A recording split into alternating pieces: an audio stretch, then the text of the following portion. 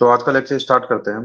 Actually में तो अब तक हमने जो भी देखा है वो like 15th century, 16th century, 17th century, 18th century के अंदर बेसिकली जो चीजें रही है मेजरली। वैसे प्रोमिनेंटली मैं बोलना चाहूँ तो 1498 से स्टार्ट होता है, तो इसको जनरली मतलब कि 15th, 16th, 17th, 18th, 19th century तक हमने काफी ऐसी इवेंट देखी अब तक। आज हमारा पूरा जो फोकस रहेगा एक्चुअली में वो अब यहाँ पे हमारा फोकस शिफ्ट हो जाएगा। इंडिया का जो इंडिपेंडेंट स्ट्रगल रहा ना, इंडिपेंडेंस के लिए जो स्ट्रगल रहा, इंडियन इंडिपेंडेंस स्ट्रगल, ठीक है। तो इंडिया का इंडिपेंडेंस के लिए जो स्ट्रगल रहा उससे हम स्टार्ट करेंगे, और उसमें जितनी भी मेजर इवेंट हुई है उन सबको हम देखेंगे एक्चुअली। ठीक है। तो यहाँ पे हम थोड़ा सा स्टार्ट करते हैं एक्चुअली में, गांधी जी से कनेक्ट होते हुए हम स्टार्ट करेंगे इसको थोड़ा। और लाइक इंडिया को उस टाइम पे देखते हैं जब वर्ल्ड वॉर वगैरह चल रहे थे, फर्स्ट वर्ल्ड वॉर जब चल रहा था क्या स्टेटस था, वहां से स्टार्ट करते हैं, उसको एंटायरली फिनिश कर लेंगे हम, है ना। तो इसमें यदि उस टाइम की बात की जाए लाइक जब वर्ल्ड वॉर चल रहा था, ठीक है, तो थोड़ा सा इसको हम देखते हैं, थोड़ा सा ये थोड़ा डिफरेंट टाइप से रहेगा लेक्चर का, इस टाइप का फॉर्मेट थोड़ा इस बार, है ना, इस वाले लेक्चर का। तो इसमें एक्चुअली में हुआ क्या था, आपको पता है इंडिया गेट है, एक इंडिया गेट जो बना है ना, दिल्ली के अंदर। कब बनाया गया इंडिया गेट?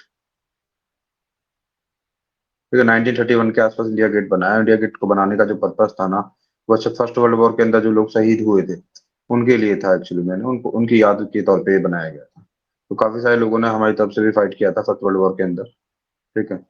और एक्चुअली में हमारा काफी बड़ा एक इंडिया का ट्रुप्स हुआ करता था, मतलब इंडिया के काफी सारे मतलब कि मतलब कि सैनिक थे जिन्होंने ब्रिटिश राज के लिए फाइट किया।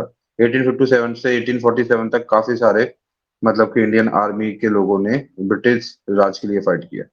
और आपको पता भी है कि रिकॉन्स्टिट्यूट किया गया था ब्रिटिश आर्मी को आफ्टर 1857 काफी हद तक, ठीक है, ब्रिटेन के द्वारा। क्योंकि वो जो रिवोल्ट हो गया था उस मतलब की रिवोल्ट जो 1857 के मिटनी जो हुई थी, ऐसी घटनाएं वापस ना हो इसके लिए इसको रिकॉन्स्टिट्यूट भी किया गया था।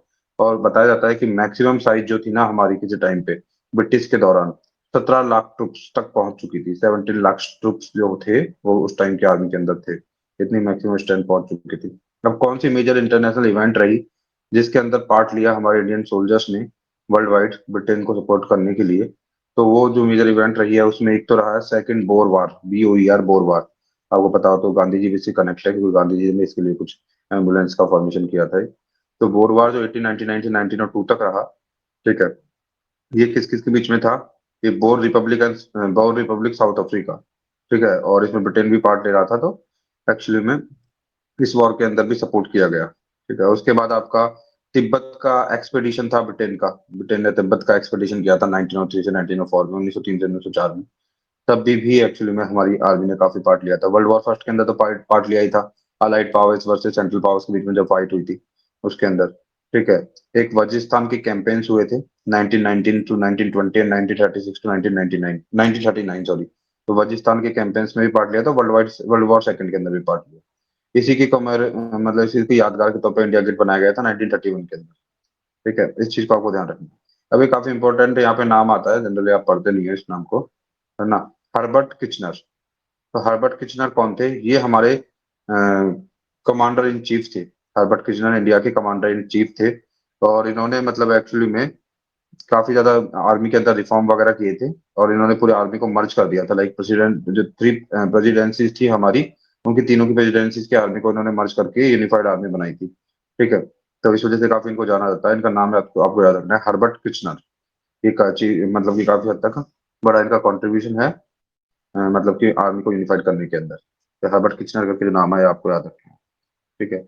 और काफी बड़ी इंडिया की एक वॉलंटियर आर्मी हुआ करती थी, और उन्होंने काफी जगह पे जाके प्रोटेक्ट किया है ब्रिटिश कॉलोनीज को, लाइक इजिप्ट में भी, सिंगापुर में भी, चाइना में भी, ठीक है। तो ये सब जगह जाके हमारी आर्मी ने, मतलब इंडियन आर्मी ने प्रोटेक्ट किया है ब्रिटिश कॉलोनीज को। तो इस वजह से, और इसमें हर्बर्ट जो किचनर है उसके नाम को आपको याद रखना है बेसिकली। और मैंने बता दिया ये रेड जो आपका एक्चुअली में लाल किला नहीं, सॉरी, जो इंडिया गेट है आपका वो बना है यादगार के तौर पे, फर्स्ट वर्ल्ड वॉर वाले लोगों की यादगार के तौर पे, ठीक है। जिसके रिगार्डिंग अभी उसको मर्ज भी कर दिया है, अमर अमर ज्योति जो भी है उससे अभी काफी न्यूज में भी था, तो इस वजह से क्वेश्चन बन सकता है इसके ऊपर। तो मैंने पहले भी हालांकि चीज बता रखी है, लेकिन बता देता हूँ कि रिकॉन्स्टिट्यूट ऑफ आर्मी कैसे हुआ। आर्मी पूरी रिकॉन्स्टिट्यूट की गई तो कैसे की गई, तो आपको पता है 1857 के बाद उस टाइम तक आर्मी जो थी वो लाइक है ना मद्रास की बंगाल की और बॉम्बे की प्रेसिडेंसी की आर्मियां हुआ करती थी 1857 तक। बाद में काफी हद तक आर्मी को शिफ्ट किया जाएगा, ठीक है। तो 1858 से 1894 तक स्टेटस क्या रहेगा, ठीक है। तो इसमें क्या होगा, इन इन तीनों की तीनों आर्मियों को मतलब कि एक इनफॉर्मल नेम दे दिया जाएगा इसको, मतलब है ना, अ, मतलब एक्चुअल में जो बेसिक चेंज होगा ना उसको आपको याद रखना है, 1903 के बाद में चेंज होगा बेसिक। इसमें जो है आपके किचनर आएंगे, और किचनर इसको तीन टाइप में मतलब इंडियन आर्मी का दो पार्ट पार्ट बना देंगे। आर्मी ऑफ इंडिया की दो पार्ट बना देंगे, एक तो इंडियन आर्मी, एक ब्रिटिश आर्मी। तो जो इंडियन आर्मी होगी ना उसके दो पार्ट होंगे, एक तो इंडियन सिपाही और ब्रिटिश ऑफिसर्स। और जो ब्रिटिश आर्मी होगी उसके अंदर क्या होंगे, उसके अंदर होंगे ब्रिटिश की वो यूनिट्स जो इंडिया में पोस्टेड है। तो उससे ज्यादा आपको याद नहीं है, बट आपको हर्बर्ट किचनर का नाम याद रखना है कि इन्होंने सीओसी थे, ठीक है। मतलब कि कमांडर इन चीफ थे, सी इन सी थे, मतलब कमांडर इन चीफ थे एक्चुअली में, आपको याद रखना है, इन्होंने काफी हद तक चेंज किया था, ठीक है। तो अब हम आगे बढ़ते हैं इसी से थोड़ा सा कनेक्ट करते हुए। तो वर्ल्ड वॉर उस टाइम पे चल रहा था, थोड़ा वर्ल्ड वॉर के बारे में थोड़ा सा जानना चाहे तो आपको पता ही है कि अलाइड पावर्स थी और सेंट्रलाइज पावर थी। अलाइड पावर और सेंट्रलाइज पावर थी, और ये दोनों आपस में फाइट कर रही थी, ठीक है। और एक तरफ कौन थे, great Britain, France, Russia, Japan वगैरह एक साथ थे पूरे के पूरे, ठीक है। और दूसरी तरफ जो थे आपके सेंट्रलाइज पावर जो थी वो जर्मनी, है ना, ऑस्ट्रिया, हंगरी, टर्की वगैरह थे, है ना। और उस टाइम पे मतलब कि ब्रिटेन वगैरह, फ्रांस, रशिया, इनकी जीत हुई थी फर्स्ट वर्ल्ड वॉर के अंदर। उसके बाद कुछ ट्रीटियां की गई थी, है ना। इनको हम देखेंगे। तो अब ये थोड़ा मैं इसलिए बता दिया क्योंकि इस कॉन्टेक्स्ट के थ्रू थोड़ी चीजें निकल के आएंगी, लाइक खिलाफत विलाफत जो निकलेगा हमारा आंदोलन वगैरह, वो वहां से काफी हद तक निकल के आएगा, इसी वजह से।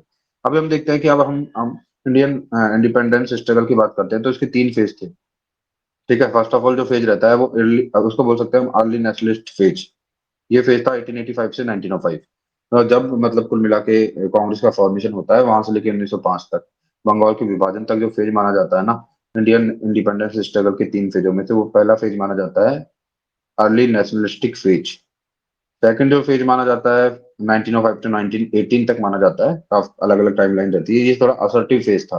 एंड फिर फाइनल जो फेज होता है 1919 टू 1945, वो गांधीयन फेज माना जाता है, ठीक है। अब यहाँ पे हम जो फेज है कौन सा, असर्टिव फेज। असर्टिव फेज के अंदर कौन कौन सी मेजर इवेंट हुई है ना उसकी थोड़ी क्रोनोलॉजी बताऊंगा मैं आपको भी। असर्टिव फेज मतलब 1905 टू 1920 तक क्या क्या मेजर इवेंट हुई है, उन मेजर इवेंट को 25-30 पार्ट में मैं तोड़ के और उसकी मेजर मेजर इवेंट्स की टाइमलाइन आपको पहले मैं बताऊंगा सबसे पहले, है ना। तो इसके लिए हम बोल सकते हैं कि 1885 के बाद और 1905 तक जब हम आ गए, उसके बाद में 1905 टू 1920 के अंदर जितने मेजर इवेंट हुई है असर्टिव फेज के अंदर, उसको देखते हैं ना। तो इसमें क्या हुआ था, सबसे पहले 1906 के अंदर ऑल इंडिया मुस्लिम लीग, ठीक है। ऑल इंडिया 1906 के अंदर, है ना, 1906 के अंदर all India Muslim league Dhaka के अंदर बना दी गई। और आगा खान थर्ड थे, उन्होंने उनको इसके लिए काफी हद तक जाना जाता है, आगा खान थर्ड। 1907 के अंदर कांग्रेस के अंदर स्प्लिट हो जाता है सूरत सेशन के अंदर, ठीक है। 1907 से आगे क्या होता है, मॉडरेट्स का कंट्रोल हो जाता है कांग्रेस पार्टी के ऊपर, ठीक है।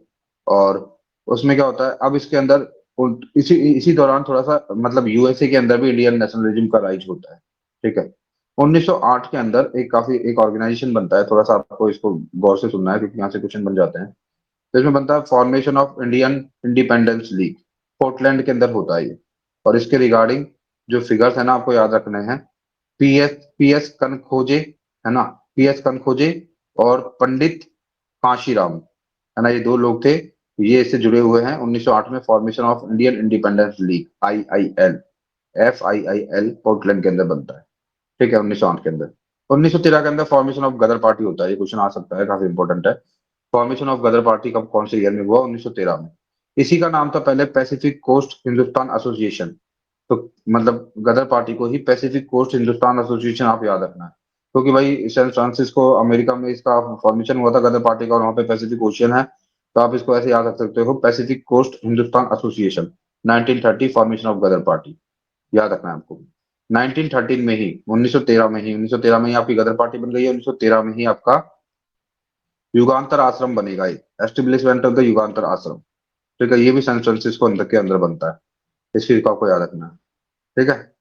उसके बाद 1914 के अंदर काफी एक मेजर इवेंट होती है, कोमागारू, है ना, कोमागाटा मारू इंसिडेंट, जिसके लिए अभी जो कनेडियन पीएम ने माफी भी मांगी थी।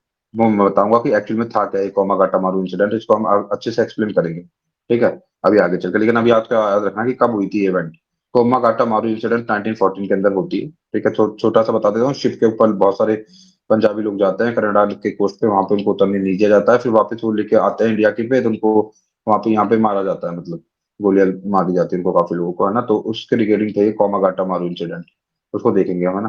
फिर 1914 टू 1918 वर्ल्ड वॉर फर्स्ट हो ही जाता है, सबको पता है। 1914 के अंदर तो लोग मान्यता, जो बाल गंगाधर तिलक है, उनको जेल से रिहा किया जाता है।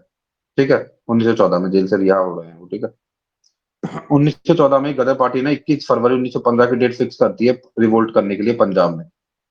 गदर पार्टी ने 21 फरवरी 1915 की डेट फिक्स की है रिवोल्ट करने के लिए पंजाब में। गदर पार्टी कौन है? जो बनी है अमेरिका में। ठीक है, उसके बाद क्या होता है कि ब्रिटिश फोर्स जो होती है, मतलब ब्रिटिश को पता चल जाता है कि ये कुछ कंस्पिरेसी वगैरह कर रहे हैं, और फाइनली ब्रिटिश फोर्सेज जो होती है वो सप्रेस कर देती है गदर पार्टी को। ठीक है, काफी हद तक, है ना। वो गदर के जितने भी लीडर्स होते हैं उनको एग्जीक्यूट किया जाता है बाद में पकड़ के, और फिर बाद में उनको सारा पूरा मतलब खोल देते हैं, उनकी पोल खुल जाती है, पोल क्या खुल जाती है, मतलब उनका सीक्रेट बाहर आ जाते हैं, और वो मतलब कि पहले ही उनको सप्रेस कर दिया जाता है रिवोल्ट होने से पहले। 1915 9 जनवरी 1915 को महात्मा गांधी जी आ चुके हैं आपके साउथ अफ्रीका से। इसके दिन को हम प्रवासी भारतीय दिवस भी मनाते हैं। 1915 में बाघा जतीन, काफी बड़ा नाम है बाघा जतीन, जतिन मुखर्जी भी इनको बोलते हैं। इन्होंने बालासोर के अंदर रिवोल्ट किया था। बाघा जतीन बालासोर, बाघा जतीन बालासोर 1915। जतिन मुखर्जी भी इनका नाम है, ये आपको याद रखना है, काफी इंपॉर्टेंट नाम है। बालासोर के अंदर इन्होंने रिवोल्यूशन किया था, जतिन मुखर्जी। और बाघा जतीन भी से बोलते हैं। 1915-16 में क्या हुआ था? फिर अब होगा होम रूल लीग का फॉर्मेशन होगा। दो होम रूल लीग बनेगी, दो होम रूल लीग स्टार्ट की जाएंगी। एक तो होम रूल लीग स्टार्ट की जाएगी किसके द्वारा? तिलक के द्वारा। ये कहाँ की जाएगी? पूना, महाराष्ट्र, कर्नाटका, एमपी, बिहार। ठीक है, तो ये कहाँ पे करेंगे तिलक जो है अपनी होम रूल लीग को स्टार्ट? पूना, महाराष्ट्र में तो पूना में, कर्नाटका में थोड़ा बहुत, एमपी में, एमपी बिहार में। और एनी विसेंट स्टार्ट करेंगे अड़यार। ठीक है, अड़यार मद्रास, आपको बता भी है थियोसॉफिकल सोसाइटी का हेडक्वार्टर भी अड़यार शिफ्ट हो गया था पहले। उसको भी आपको याद रखना है। थियोसॉफिकल सोसाइटी जो ऑलकॉट और उन्होंने बनाई थी, ब्लावत्स्की, मैडम ब्लावत्स्की ने, उनका जो हेडक्वार्टर है वो उन्होंने पहले मतलब कि आयरलैंड में फाउंड की गई थी, लेकिन हेडक्वार्टर बाद में शिफ्ट कर दिया था इन्होंने अड़यार में। अड़यार में ही होम रूल लीग स्टार्ट की है किसने? एनी बिसेंट ने। एनी बिसेंट ने 15 सितंबर को स्टार्ट किया, मतलब पहले स्टार्ट किया आपकी, सॉरी, लोकमान्य बाल गंगाधर तिलक ने, और फिर एनी बेसेंट ने स्टार्ट किया बाद में। तो आपको ये याद रखना थोड़ा सा। ठीक है, उसके बाद होम रूल रूल लीग जो मूवमेंट है ना, काफी स्ट्रांग होता है 1916 से 1919 तक, वर्ल्ड वॉर के दौरान। बाद में क्या, और 1916 में आपको पता है कि कांग्रेस का लखनऊ सेशन होता है। इसमें जो एएम, जो इनका पूरा नाम था, एसी मजूमदार, जिनका पूरा नाम था अंबिका चरण मजूमदार, प्रेसिडेंट होते हैं। और इसमें दोनों की दोनों जो आपके एआईएमएल, सॉरी, जो आपके मर्जर हो जाता है इसके अंदर। ठीक है, लखनऊ पैक्ट के अंदर कांग्रेस और एआईएमएल का, एआईएमएल एंड कांग्रेस का मर्जर हो जाता है। मतलब टू विंग्स भी, कांग्रेस भी यूनाइट हो जाती है और एआईएमएल का भी मर्जर हो जाता है। और तिलक और एनी बेसेंट को गिरफ्तार कर लिया जाता है 1917 के अंदर। एनी बेसेंट 1917 में बन जाती है प्रेसिडेंट ऑफ कांग्रेस, प्रेसिडेंट बन जाती है कांग्रेस की। मोहम्मद अली जिन्ना जो है, उस टाइम पे एक लाइन बोलते हैं, है ना, कम्युनल हार्मनी के लिए, काफी अच्छा कुछ बोलते हैं। और है ना, उनको Sarojini Naidu ambassador of goodwill बोलती है। मोहम्मद अली जिन्ना को Sarojini Naidu ambassador of goodwill बोलती है 1917 के अंदर। 1917 के अंदर ही क्या होता है, मॉन्टेग्यू चेमस्फोर्ड आता है, सेल्फ रूल की बातें करता है इंडिया के लिए। फिर उसके बाद गांधी जी 1917 में चंपारण के अंदर सत्याग्रह करते हैं। सत्याग्रह स्टार्ट होता है गांधी जी का चंपारण के अंदर। 1918 जुलाई में फिर मॉन्टेग्यू चेमस्फोर्ड रिफॉर्म्स आ जाते हैं कुछ, मतलब उनके बारे में बात होती है फिर दोबारा से। और अब फाइनली 1919 से दोबारा गांधीयन फेज स्टार्ट होगा नेशनलिज्म का। तो ये हमने कौन सा फेज देखा है अब तक? ये हमने अब तक जो फेज देखा वो देखा, मतलब कि बीच वाला 1905 टू 19 से 1918 तक का जो फेज था, असर्टिव फेज था थोड़ा, वो हमने देखा है वाला। थोड़ा सा आगा खां के बारे में देख लेते हैं। यहाँ पे मैं काफी सारी पर्सनालिटीज के बारे में आपको बताता रहूंगा, क्योंकि पर्सनालिटीज पे भी क्वेश्चन आ जाता है यूपीएससी से। काफी सारी 3-4 लाइन दे दी जाती है पर्सनालिटी के बारे में, तो थोड़ा सा भी अलग चलेगा लेक्चर। ठीक है, इसमें पर्सनालिटीज वगैरह के बारे में मैं थोड़ा सा आपको बताता रहूंगा। और अब बीच बीच में जितनी भी अच्छी पर्सनालिटीज आएंगी उनके बारे में बता दिया जाएगा थोड़ा थोड़ा। और इस तरह से थोड़ा सा इसको, मतलब ऐसे किसी पर्सनालिटी के ऊपर थोड़ा अलग लेके चलेंगे, ताकि कभी पर्सनालिटी के ऊपर भी कोई क्वेश्चन आ जाए तो आप सॉल्व कर सको। तो आगा खान सेकंड जो थे ना, इनका दूसरा नाम था सुल्तान सर मोहम्मद शाह। ठीक है, और आगा खान थर्ड थे, ये आगा खान जिन्होंने मतलब वो बनाई है मुस्लिम लीग, है ना। और आगा खान सेकंड के क्या थे? बेटे थे। ठीक है, और इनके फादर जो थे एक इमाम थे। इमाम मतलब लीडर होता है। ठीक है ना। निजारी इस्लामी की सेक्ट होता है निजारी इस्लामी, उसके लीडर थे इनके जो फादर थे वो। इन काफी मतलब कि अच्छी हाई प्रोफाइल फैमिली से थे ये। और इन्होंने मतलब कि फिर काफ़ी बाहर जाके काफ़ी ज़्यादा एजुकेशन वगैरह भी लिए। 1906 में इन्होंने मुस्लिम लीग का फॉर्मेशन किया है ना? 1909 के अंदर इन्होंने मॉडल मिल्टन जो रिफॉर्म्स हुए थे ना, उसमें सेपरेट इलेक्टोरेट मतलब इन्होंने इनकी डिमांड रही होगी शायद, तो सेपरेट इलेक्टोरेट 1909 में मिल गया था काफ़ी हद तक इनको। और मुस्लिम लीग का इन्होंने फॉर्मेशन किया है, ये आपको ध्यान रखना है। जो फर्स्ट वर्ल्ड वॉर चल रहा था 1914 से 18 था, तो उन्होंने अलाइड जो ग्रुप था ना, उसको सपोर्ट किया। ठीक है। उसके बाद इन्होंने राउंड टेबल कॉन्फ्रेंस में भी पार्ट लिया है। 1930 से 32 जो राउंड टेबल कॉन्फ्रेंस थी, उन्होंने भी पार्ट लिया है इन्होंने, है ना? आगा खां थर्ड, जिन्होंने क्या किया है, फॉर्मेशन ऑफ क्या किया है, मुस्लिम लीग। 1877 में इनका जन्म होता है, 1957 में इनकी डेथ होती है। तो इन्हें इस चीज को आपको ध्यान रखना है थोड़ा। तो ये कुछ आगा खान सेकंड के बारे थर्ड के बारे में था। अब हम आगे चलते हैं थोड़ा सा, है ना? तो अब थोड़ा सा हम इस चीज को देखेंगे कि वर्ल्ड वॉर के अंदर, चलो फिर इसको स्टार्ट करते हैं, होम रूल लीग को देख लेते हैं थोड़ा सा। तो जो होम रूल लीग थे ना, थोड़ा उसको देखते हैं पहले। तो आपको पता है कि सूरत का स्प्लिट हो जाता है 1900, सूरत स्प्लिट हो जाता है 1907 के अंदर। ठीक है। और लाइक गर्म दल नरम दल दोनों अलग हो जाते हैं। ठीक है। अब इसके बाद क्या होता है कि, जस्ट अ मिनट।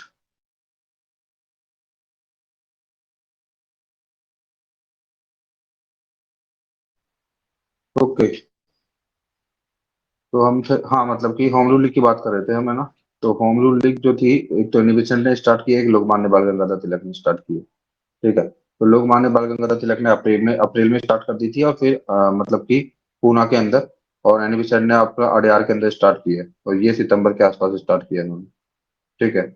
और इसका जो पर्पस था ना, होम रूल लीग का, तो यही था, सेल्फ गवर्नमेंट टू इंडिया। ठीक है। और तिलक का काफी मतलब फेमस एक स्लोगन भी आपको बताया, Swaraj is my birth right and I shall have it. ठीक है। अब तिलक जो थे ना, उन्होंने यंग इंडिया करके न्यूज़पेपर लिखा है, और बिसेंट ने न्यू इंडिया लिखा है, कंफ्यूज नहीं होना इसमें।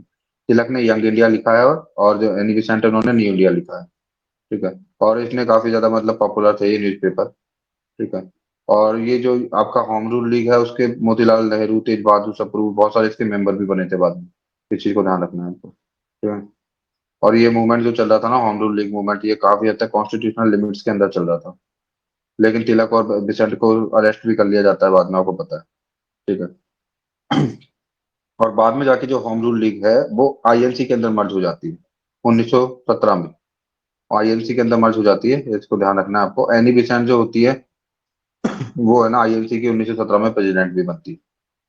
ठीक है। क्या रीजन रहे होम रूल लीग मूवमेंट के खत्म हो जाने के, क्यों मर्ज हो गया आईएनसी के अंदर, उसको हम देख लेते हैं। तो पहली बात तो, गवर्नमेंट ऑफ इंडिया एक्ट 1919 जो पास हुआ था ना, उसकी वजह से इम्पैक्ट हुआ था काफी हद तक। ठीक है। उसके अलावा तिलक जो थे, वो लंदन चले गए थे किसी काम से, कोई लीगल केस था उनका तिलक का, तो वो लंदन चले गए थे। ठीक है। और एनी बेसेंट ने भी जो 1919 के जो रिफॉर्म्स हुए थे ना, एक्चुअल में ये रिफॉर्म जो आए थे, इनको स्वीकार कर लिया था एनी बेसेंट ने, है ना? तो स्वीकार कर लेना मतलब उसको नोट देना, मतलब कंसेंट दे देना, मतलब हम तो सहमत है, इससे ऐसा हो जाना, है ना? तो इस वजह से वो था इस तरह से। और फिर बाद में गांधी जी ने अपना एक बड़ा मूवमेंट स्टार्ट कर दिया था, तो इन्होंने सोचा मर्ज होना ही उचित रहेगा। लाइक उन्होंने बाद में जाके सीडीएम वगैरह लॉन्च कर दिया था, है ना? सॉरी सॉरी, एनसीएम लॉन्च कर दिया था, उसी के अंदर सीडीएम भी लॉन्च करने की बात कर रहे थे, तो फिर ये मर्ज हो जाते हैं। थोड़ा सा एनी बेसेंट के बारे में देख लेते हैं। एनी बेसेंट के बारे में थोड़ा देख लेते हैं हम। तो पहली बात तो आपको याद ध्यान रखनी है कि ये क्या था कि मतलब ब्रिटिश थियोसॉफिस्ट और रिफॉर्मर थी काफी। ठीक है। और इन्होंने इंडिया के इंडिपेंडेंस के लिए काम किया। ठीक है। और इन्होंने 1 अगस्त 1916 को, मतलब एक्चुअली में तो बाद में थोड़ा सा, मतलब इन्होंने होम रूलिंग स्टार्ट की है, आपको ध्यान रखना है थोड़ा सा, है ना? इनका जन्म कब हुआ ना, एनी बेसेंट का 1847 के आसपास हुआ है। Middle class family, Irish family की थी ये, है ना? और उनकी मदर जो थी, उनकी एजुकेशन को अफोर्ड नहीं कर पाई थी, तो कहीं और जाके किसी के पास में जाके वो पढ़ी थी, मतलब किसी उनकी मदर की फ्रेंड के पास जाके। ठीक है। और उन्होंने काफी मतलब कि नेशनल सेक्युलर सोसाइटी थी एक, है ना, उसकी मेंबर थी ये काफी। ठीक है। और एक ब्रिलियंट स्पीकर हुआ करती थी, इनके बारे में बताते हैं। ठीक है। और उनकी स्पीच जो होती थी, उसमें हमेशा डिमांड होती थी, रिफॉर्म लेके आओ, फ्रीडम लेके आओ, इम्प्रूवमेंट लेके आओ, ऐसी ये लगातार बात करती रहती थी। और इन्होंने 1914 के आसपास एक वीकली न्यूज़पेपर कॉमनवेल स्टार्ट किया था, जनवरी 1914 में। कॉमनवेल, COMMONWEAL, कॉमनवेल, याद रखना, इनका न्यूज़पेपर था। और न्यू इंडिया भी इनका ही था। और एक ये वीकली न्यूज़पेपर था कॉमनवेल इनका। ठीक है। ओके। और इन्होंने कोई पहले से चला आ रहा कोई न्यूज़पेपर होगा जिसका नाम था मद्रास स्टैंडर्ड। तो ऐसा नहीं था कि नया न्यूज़पेपर इन्होंने स्टार्ट किया था न्यू इंडिया, एक अखबार पहले से चला आ रहा था, मद्रास स्टैंडर्ड उसी का नेम चेंज करके इन्होंने न्यू इंडिया रख दिया था।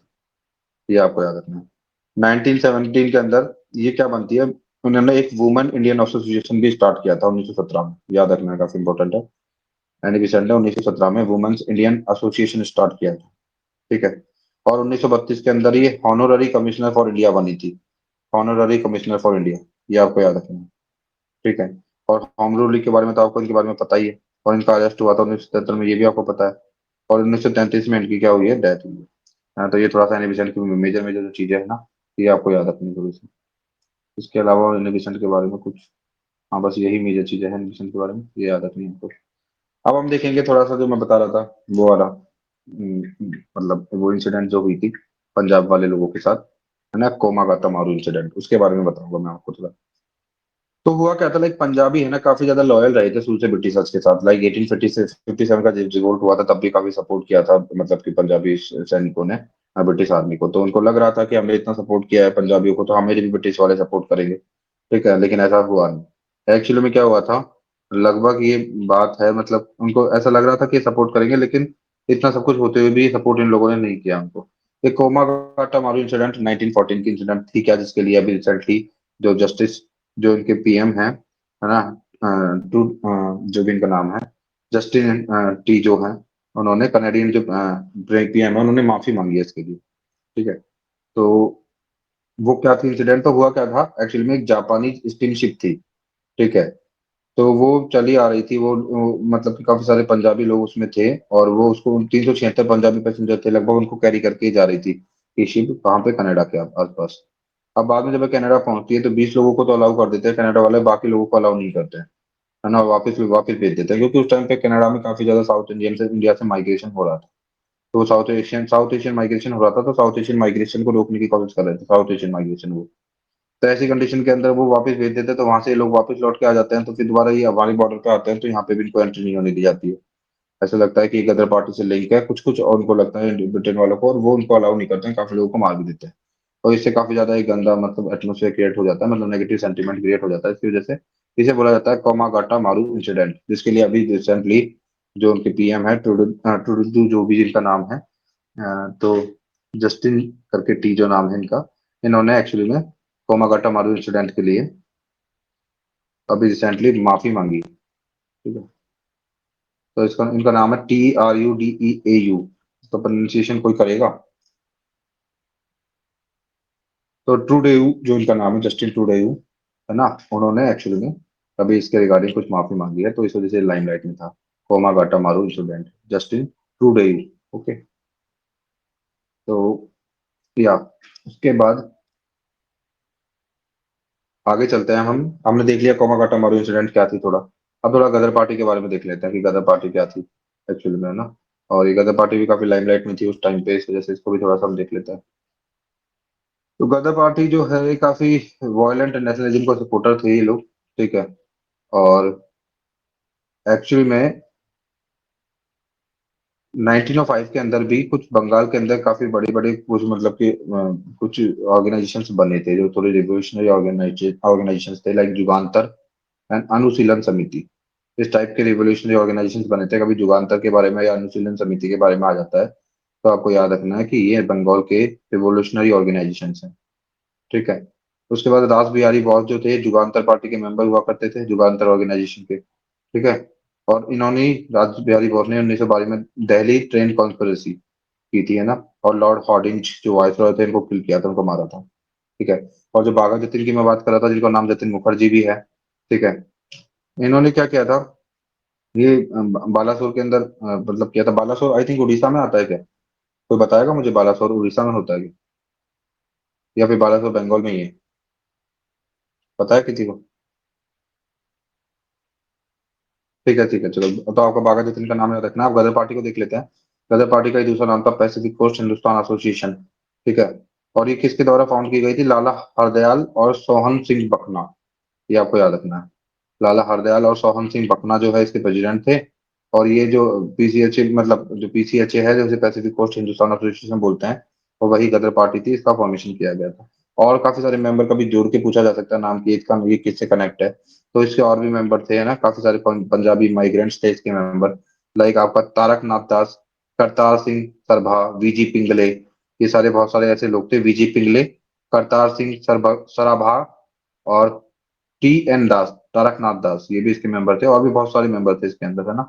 तो इसको भी आपको थोड़ा सा याद रखना है। तो ये गदर जो पार्टी थी, इन्होंने फिर प्लान किया था कि हम जाके और रिवोल्ट करेंगे। और मतलब कि फरवरी 1915 के आसपास की इन्होंने डेट डिसाइड की थी, लेकिन जो सीआईडी थी ब्रिटेन की, उनको पहले ही पता चल गया था। और फिर सारे लोगों को इनको पकड़ के फिर काफी हद तक, मतलब काफी लोगों को एग्जीक्यूट वगैरह कर दिया गया था, है ना। तो इसको भी आपको याद रखना है। तो आई थिंक जो ये दिन है ना, एक्चुअली में, जस्ट एम आई ऑडिबल, आवाज आ रही है मेरी? मेरे को कॉल आ गया था बीच में, कोई आवाज आ पा रही है कुछ? Actually I got a call, मेरी वॉइस आ रही है? यस सर, आ रही है। ओके। तो बाघा जतीन जो थे ना, ये थोड़े बंगाल वगैरह से थे। और मतलब कि अ, जतीन जो थे, काफी काफी इनका नाम रहता है, काफी यंग थे ये, है ना। और अलीपुर कॉन्स्पिरेसी जो थी, आई थिंक उससे भी ये कनेक्टेड थे। 1908 के अंदर जो अलीपुर कॉन्स्पिरेसी हुई थी, उससे भी काफी हद तक ये कनेक्टेड थे। ठीक है, तो इनके बारे में भी थोड़ा सा आपको याद रखना है। इन्हीं का नाम है ना, जतिन मुखर्जी था। रास बिहारी बोस के साथ भी ये मिलके इन्होंने काम किया है। ठीक है, तो लाइक जतिन मुखर्जी, बागा जतिन को आपको बहुत अच्छे से याद रखना है, थोड़ा इंपॉर्टेंट फिगर है। ओके। तो गदर पार्टी के बारे में हम बात कर रहे थे। ठीक है, तो गदर पार्टी जो थी वो इस 1913 के आसपास बनी है। ठीक है, उसके बाद इन्होंने एक्चुअली में क्या किया है, ब्रिटिश की सीआईडी को उनके बारे में पता चल गया था। ठीक है। और बाद में फिर ये क्या हुआ, उस टाइम तो डिसबैंडन हो गए। उस टाइम तो ये फिर मतलब कि जो काफी लोग पकड़े गए, तो फिर चीजें उस टाइम तो डाउन हो गई थी। ठीक है, लेकिन बाद में फिर 1928 के आसपास, मतलब रास बिहारी बोस ने दोबारा से इग्नाइट किया था चीजों को। और इंडियन इंडिपेंडेंस लीग वगैरह का फॉर्मेशन किया था इन्होंने।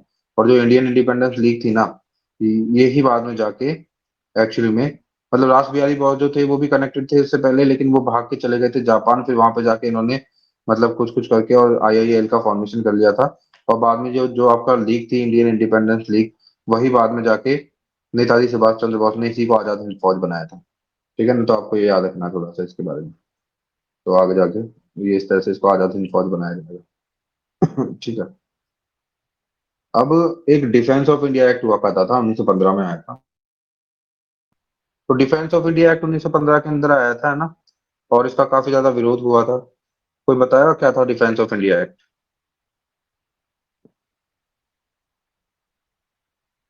रॉलेट एक्ट किस एक्ट के विरोध में आया था, पता है किसी को?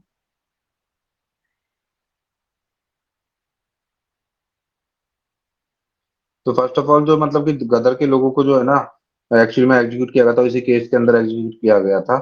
तो जो डिफेंस ऑफ इंडिया एक्ट 1915 आया था, इसमें यही था कि आप मतलब criminal law enacted governor general of India था ये। और इसमें आप किसी को भी, यदि कोई रिवोल्यूशनरी एक्टिविटी करता है, ठीक है, लाइक वर्ल्ड वॉर के दौरान यदि कोई रिवोल्यूशनरी एक्टिविटी कर रहा है ना, तो उसको फिर मतलब कि आप पकड़ के और मतलब आप उसको एग्जीक्यूट कर दोगे। ठीक है, तो इसमें ना preventive detention, internal without internet entertainment without, ये सब चीजें जो होती है ना, मतलब बिना ट्रायल के आप उनको उनको एग्जीक्यूट कर सकते हो, या बिना ट्रायल के लोगों को पकड़ा एग्जीक्यूट किया जा सकता है ना। ओके, तो इस तरीके की चीज इसके अंदर बताई गई। तो आपको याद रखना है एक्चुअली में, एग्जीक्यूट नहीं कर सकते हो, लेकिन गिरफ्तार वगैरह कर सकते हो, है ना, बिना किसी चीज के, बिना ट्रायल्स वगैरह के। तो इसको काफी हद तक हमारे जो लेजिस्लेटिव काउंसिल के अंदर नॉन ऑफिशियल मेंबर्स थे, उन्होंने अपोज भी किया था। ठीक है। और बाद में आपको पता हो तो रोलर सत्याग्रह आया था, जिसे रोलर सत्याग्रह हुआ था। तो हुआ क्या था कि दो लोग थे, उनको उनको पकड़ लिया गया था, उनको गिरफ्तार कर लिया गया था। कौन लोग थे पता है किसी को, जिनके जिसके विरोध में फिर रोलर सत्याग्रह हुआ, जिसके विरोध में लोग जलियांवाला बाग में खड़े हुए थे, इकट्ठे हुए थे? पता है किसी को कौन दो लोग थे जिनको की किया गया था गिरफ्तार? दो फेमस नाम है काफी।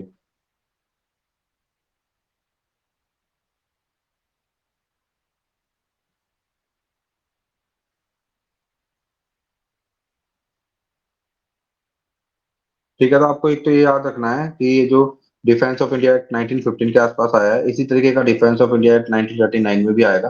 मतलब जब भी वर्ल्ड वॉर स्टार्ट हो रहे हैं, कुछ हो रहा है, तो उस टाइम पे चीजों को मतलब स्मूथ रखने के लिए ये इस तरीके की चीजों को लेके आते हैं। ठीक है। और इस लॉ का ही एक्सटेंशन था आपका रॉलेट एक्ट जो आया था बाद में। ठीक है, जो रॉलेट एक्ट आया था, जो end of war first world war first हो गया था, उसके बाद में भी रॉलेट एक्ट ये लेके आए थे। तो उसमें फिर रॉलेट एक्ट के विरोध में ही जलियांवाला बाग के अंदर लोग इकट्ठे हुए थे, क्योंकि दो लोगों को गिरफ्तार कर लिया था। उनका नाम आपको बताना है, जब भी बाद में बता देना, ठीक है। और इस वजह से फिर ये प्रोटेस्ट हुआ था, फिर किया। बताइए। वो पंजाब के थे ना, सैफुद्दीन किचलू और सत्यपाल। किचलू और सत्यपाल, ये दो लोग थे। और इसी चीज के विरोध में इनको रॉलेट एक्ट के अंदर मतलब इनको गिरफ्तार कर लिया था। तो इसी चीज के विरोध में वहां पे काफी भीड़ लगी हुई थी, ठीक है। अनुशीलन समिति के बारे में बताया कोई? अनुशीलन समिति क्या थी? कब कहाँ पे फाउंड हुई थी अनुशीलन समिति? बंगाल के अंदर फाउंड हुई है, ध्यान रखना, 1902 के अंदर, ठीक है। तो दो मेन ग्रुप हुआ करते थे, एक तो ढाका की अनुशीलन समिति थी, और एक आका जुगान्तर ग्रुप था। दोनों कलकत्ता के अंदर रिवोल्यूशनरी वो थे, या ऑर्गेनाइजेशन हुआ करते थे, है ना। तो इसको आपको याद रखना थोड़ा सा। और मैंने वो बता ही दिया था, 1912 में मतलब लाइफ ऑफ वायसरॉय के ऊपर, हम हार्ड इंच के ऊपर कुछ हमला वगैरह भी किया गया था ना। रास बिहारी बोस और जतिन मुखर्जी से रिलेटेड थे, तो इनको आपको याद रखना है थोड़ा सा। और एचआरए जो है आपका, हिंदुस्तान रिपब्लिक एसोसिएशन, ठीक है, इसके बारे में सर कुछ बताएगा या? सर, जो 1912 है उसके अंदर movement against imposition of poll tax भी हुआ था ना। मतलब जो हमारे माइग्रेंट वर्कर्स थे और जो हमारे मतलब सेटलमेंट राइट्स थे उसके अंदर। पूरा बताओ इसके बारे में, यदि आपको पता हो तो पूरा बताइए। मतलब पोल टैक्स में क्या होता था कि 3 राउंड्स हुए थे, जिसमें माइग्रेंट वर्कर्स जो वर्कर्स थे ना हमारे, उनके ऊपर पोल टैक्स लगाया गया था। कि जो हमारे सेटलमेंट राइट्स हैं, कि एक टाइम अगर आपको सेटलमेंट फी मिल जाती है तो आपको दोबारा नहीं मिलेगी उसके ऊपर फी। कुछ मतलब इस तरीके से मतलब पोल टैक्स इम्पोजिशन किया गया था। मतलब वहां से ना जो मूवमेंट था, मतलब पोल टैक्स हटाया गया था 1912 के अंडर में, जो हमारे वर्कर्स के ऊपर हमने लगाया था। मतलब लगाया था ना, ब्रिटिशर्स लगाते थे पोल टैक्स उनके ऊपर। उस चीज को हमने इम्पोज किया था इस दौरान। ओके, मैं पढ़ूंगा जब बता दूंगा इसके बारे में और, ठीक है। वैसे तो ठीक है, फैक्चुअल ठीक। है, याद रख लेना है इसको, ठीक है ना। और एक सचिंद्र सन्याल जो है, वो काफी फेमस थे। इन्होंने आई थिंक एचआरए का फॉर्मेशन किया था, हिंदुस्तान रिपब्लिकन एसोसिएशन का, ठीक है। ये सारे के सारे रेडिकल ग्रुप्स थे, ठीक है ना। और उसके बाद आपको है ना, मतलब काकोरी कंस्पिरेसी वगैरह, चिटगांव आर्मी रेड वगैरह, ये सब मतलब रेडिकल इश्यूज हुए हैं बाद में। इनका थोड़ा सा याद रखना है, ठीक है। और युगांतर की अनुशीलन समिति धीरे धीरे खत्म हो गई, और गांधी मूवमेंट के अंदर वो है ना एक तरीके से डिसमिटेड हो गई, और युगांतर ब्रांच भी धीरे धीरे डिजोल्व हो गई बाद में, ठीक है। अब हम देख लेते हैं 1916 के अंदर जो लखनऊ सेशन हुआ था, एक्चुअली में उस लखनऊ सेशन के अंदर क्या सब चीजें निकल के आई थी। क्योंकि लखनऊ सेशन के अंदर आपको पता ही है कि कांग्रेस और मतलब कि दोनों मिल गए थे, मुस्लिम लीग और कांग्रेस मिल चुके थे काफी हद तक, ठीक है। और पार्टीशन कब खत्म हुआ था, कोई बताएगा? जो स्प्लिट था, नरम दल गरम दल, कब मिल गए थे? ये भी लखनऊ पैक्ट में ही हुआ था, आई थिंक, है ना। तो दोनों चीजें लखनऊ मतलब कि दोनों जो विंग थी कांग्रेस की, वो रीयूनाइट हो गई थी 1916 में। और आपका एआईएमएल के साथ भी बॉन्डिंग हो गई थी, किसकी? 1906 में जो आपकी मुस्लिम लीग बनी है, उसके साथ भी कांग्रेस की बॉन्डिंग हो जाती है। और इसके अंदर मतलब कि जो अभी काफी मतलब कि मोहम्मद अली जिन्ना वगैरह, काफी इसमें अभी थोड़ा सोशल हार्मनी नजर आएगी सब चीजों के अंदर। लोकमान्य बाल गंगाधर तिलक वगैरह, सब लोग आपस में मतलब एक दूसरे को समर्थन कर रहे होंगे, काफी सोशल हार्मनी इस टाइम पे होगी, ठीक है, 1916 के आसपास। अब मतलब लखनऊ सेशन के आसपास अभी मर्जर हो जाएगा इनका, उस टाइम पे, ठीक है। अब हम चालू करेंगे महात्मा गांधी जी के बारे में। तो महात्मा गांधी जी जो थे, करमचंद गांधी जी थे, वो एक्चुअली में करमचंद गांधी उनके फादर थे। उनकी जो चौथे नंबर की पत्नी थी पुतलीबा, उनके वो एक्चुअली में क्या थे? पुत्र थे।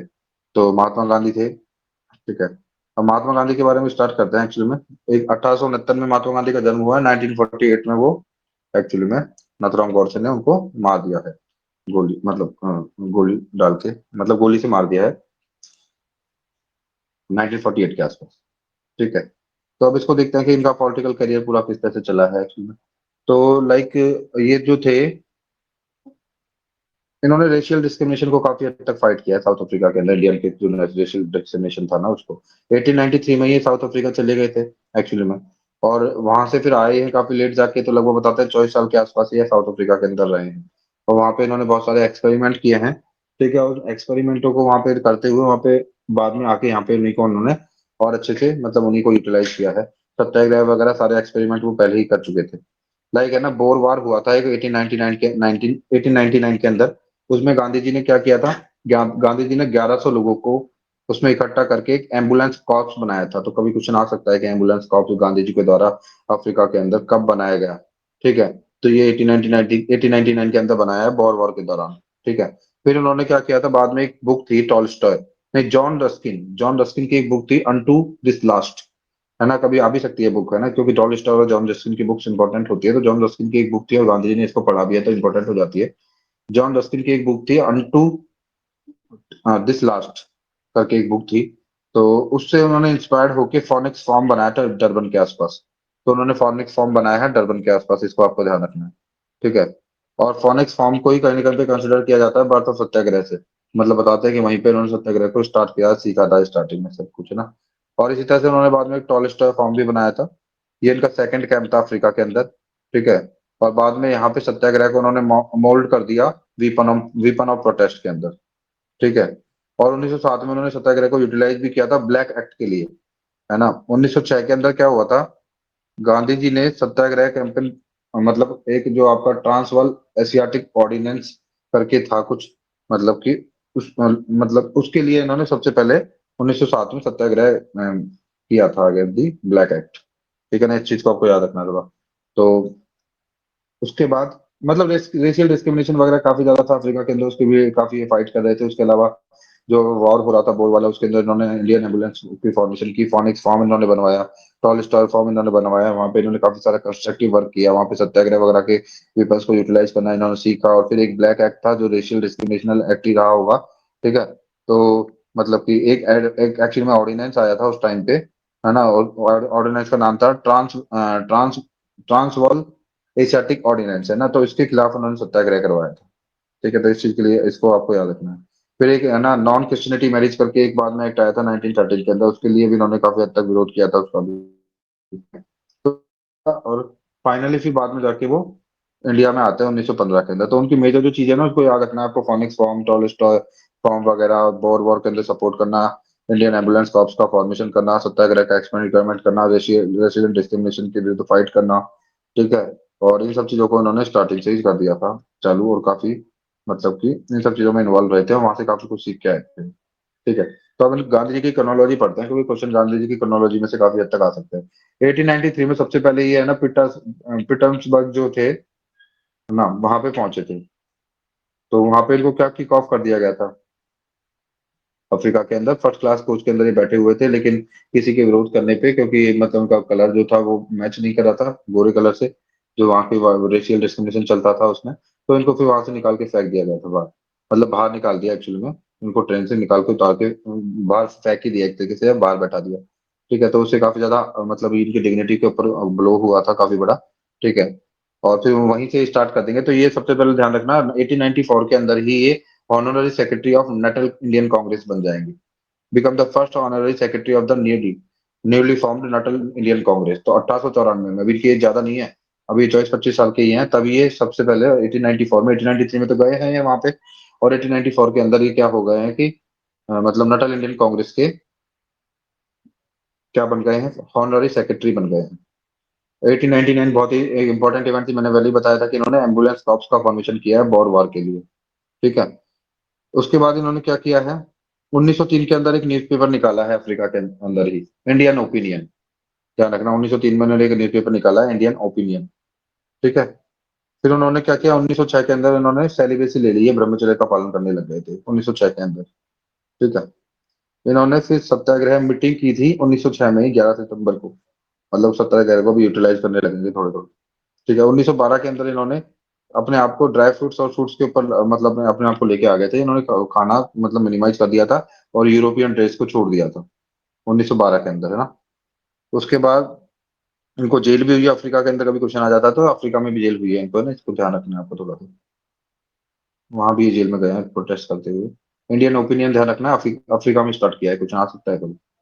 सत्याग्रह जो इनका था, जो सत्याग्रही थे ना, उनके बीच में इनका मेन कंसेप्ट क्या था सत्याग्रह का, मेन कंसेप्ट यही था कि आपको मतलब कि पीसफुल रहते हुए, नॉन वायलेंट रहते हुए प्रोटेस्ट करना है अपनी चीजों के लिए, अपनी चीजों को अचीव करने के लिए। लेकिन same point of the time, है ना, आपको इसके अंदर इल इल जो जिस इंसान के अंदर बुराई है ना, उसको दूर करने की कोशिश करनी है, लेकिन जो इंसान में, जिस इंसान में बुराई है उससे हेट नहीं करनी है।